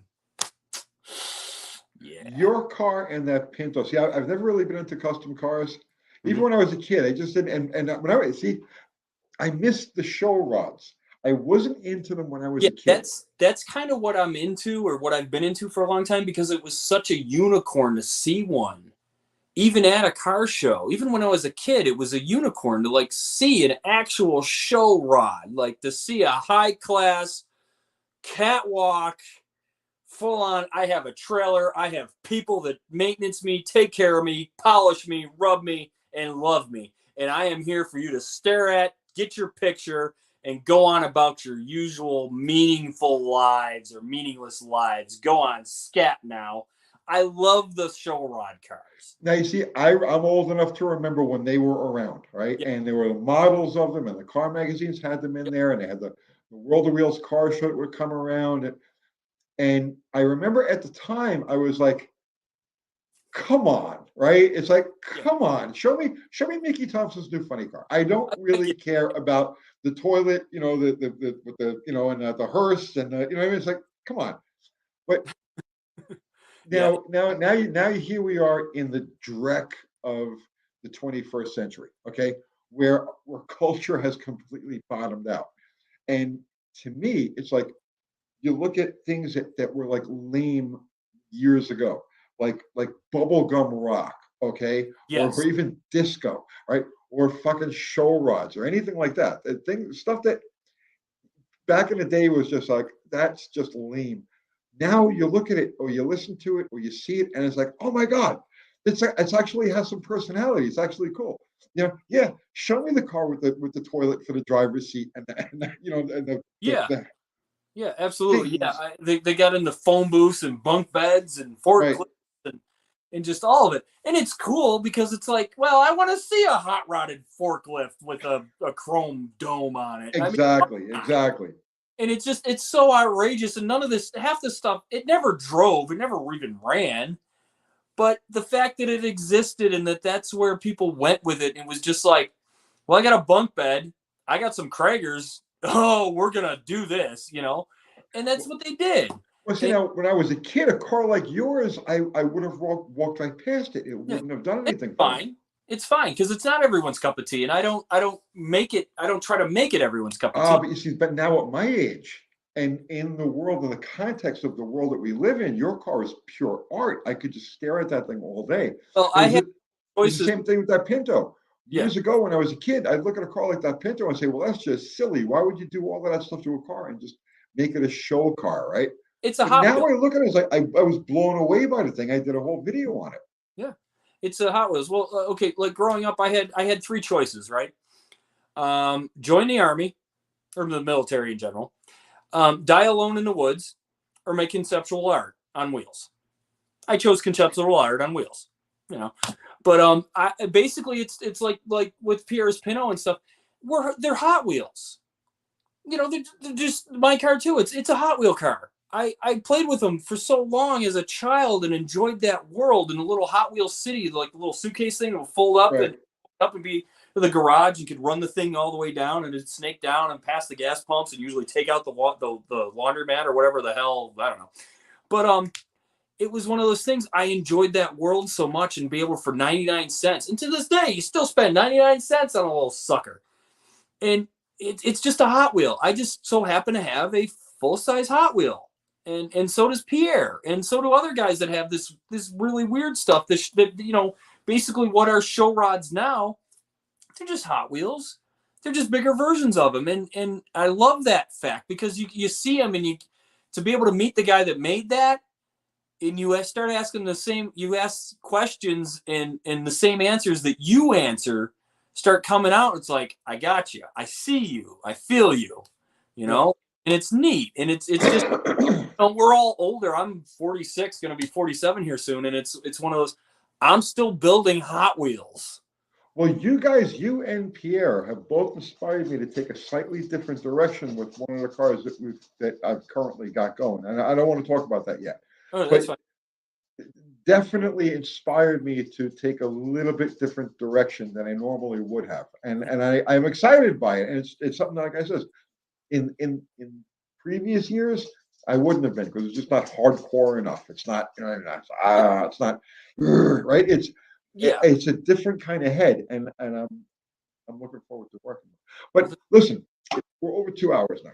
Yeah. I think we're putting people to sleep. How many We are people? putting people to sleep. They're like, I'm done with these guys. So boomers go away, right? Well, you're not even a boomer. You're what? What the hell would you be? Oh, me? I'm a Gen Xer. Gen Xer, right? Yeah. Don't mess with me. I'll cut you and make a sandwich with the same. I don't know. We've been taught to. We were raised by wolves, and we were latchkey kids. We know how to do Right. iron, fold, suture, and clean out wounds before parents get home. Yeah. See, my generation was beaten by both of our parents. We are the cockroach of the last 100 years of population. All right, we will survive at any cost, kids. I wanted to talk with you about Ian. Mhm. We're both fans of this guy's just his whole Yeah. trip, and Yeah. I did want to talk about Ian. And how you got involved and all of that, and I think we're just going to save that for the next time. We'll get together again Yeah. Not a next week or sometime. We'll get into all of that stuff. Yeah. But yeah, I just let's pull a plug on this now. I still got to do a live tomorrow night. Every Sunday night we do our Sunday night live. So guys, all right. So first off, if you haven't already, go subscribe to Eric's channel, Gearhead Underground. Yeah. There's a little bit of confusion with it. There's two, which I own both, but the Gearhead Underground is what my page is, or my channel is. The Gearhead Underground. The original, just Gearhead Underground, we did back in Massachusetts. You're more than welcome to subscribe to that too. It's just I'm not putting any new videos on that. I'm basically keeping it as a memoir as to what I did a number of years ago with my other my partner in crime, Crazy Flake. And I just don't want to delete that channel and delete the videos, because if I do, the videos are gone forever. So if you want to see the new stuff, the Gearhead Underground is me. I'm sorry for the Zero just put the link up to it. Oh, okay, cool. Thank you, Mr. Zero. You know, but yeah, there's not a lot on there right now, but I'm going to continue. And I think, like I said, like we had talked, we're going to go over like my son's truck and everything in my little red Express. And I'm going to eventually build a Nog on the channel too.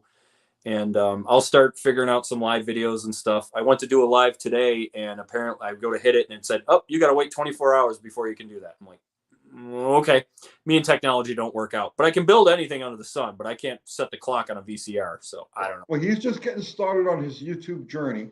Yep. So do everything you can to help him out. And Please. I guarantee, absolutely guarantee, you know, so, I mean, look at what Bad Chad has done for himself. And that's like Bad Chad, right? You could, I know, no, don't say it. Don't say it. The point is, though, you could smoke that right out of the water. Well, as far as YouTube. I appreciate that.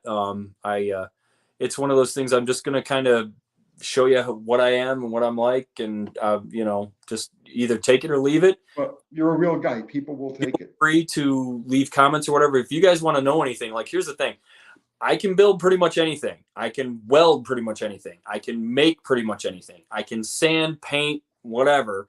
So if you have questions, or like, hey, how do you do this? Or how's the proper way to solder even? Like, message me. I'll do a video on it. I have no problem how to do that. You have a weird dent you're trying to yank out, or how to either metalwork, or how to form, you know, your filler work to get it right and get rid of any little imperfections. Message me. I'll do a video. I'll show you exactly how to do it. And the quickest and easiest, simplest way to do it, because I don't go too into detail about, you know, stuff. So I'll just like, okay, this is the easiest way to do this that I know how, and you're going to get the straight facts. So please, by all means, I'm kind of an encyclopedia, and I do not mind sharing at all. Yeah, you're going to do fantastic. You are going to do great. So guys, if you haven't, like I said, please go over there, give him a sub, and whatever we can do to get him out there. Our mods, as always, I don't think Ari's around tonight, but definitely Fubar and Zero were. And thank you as always for standing guard over the crazy masses out there and keeping our chats smooth. And everybody contributed super chat. Thank you so much. Greatly appreciate that. Everybody contributed just with your presence and your conversation. I appreciate that equally. You guys are awesome. This is the best automotive community on all of YouTube. There's no question about it. And we're going to see a lot of Eric in the future. I can guarantee you. He and I are of the same basic mind. We do different things. We're from different places, even different generations, but we're of the same kind of mind. You notice that anytime we get together to talk, it's always like, oh, it's like off to the races. Kind of off in a tangent, and everyone else just kind of doesn't exist. Sorry, guys. That's right. Tomorrow on our Sunday Night Lives, it's only me and the viewers. So we go back and forth. And so, all right, guys. Oh, and a new guy's garage, the Troll Slayer. So go over there. You're all familiar with the. So go check out New Guy's Garage. New Guy's Garage is doing a live before hours tomorrow night. I think he's going at 5 o'clock. Okay. And I'm going to try to join him over there for a while before we do our live at 7. Okay. So check him out. I guess that's it, right? Yep. Let's pull a plug on this thing, man. All right. I got to pet my dogs. See ya. No, I'm just kidding. All right, I'm hitting end broadcast. We're out, guys. Thank you for joining us.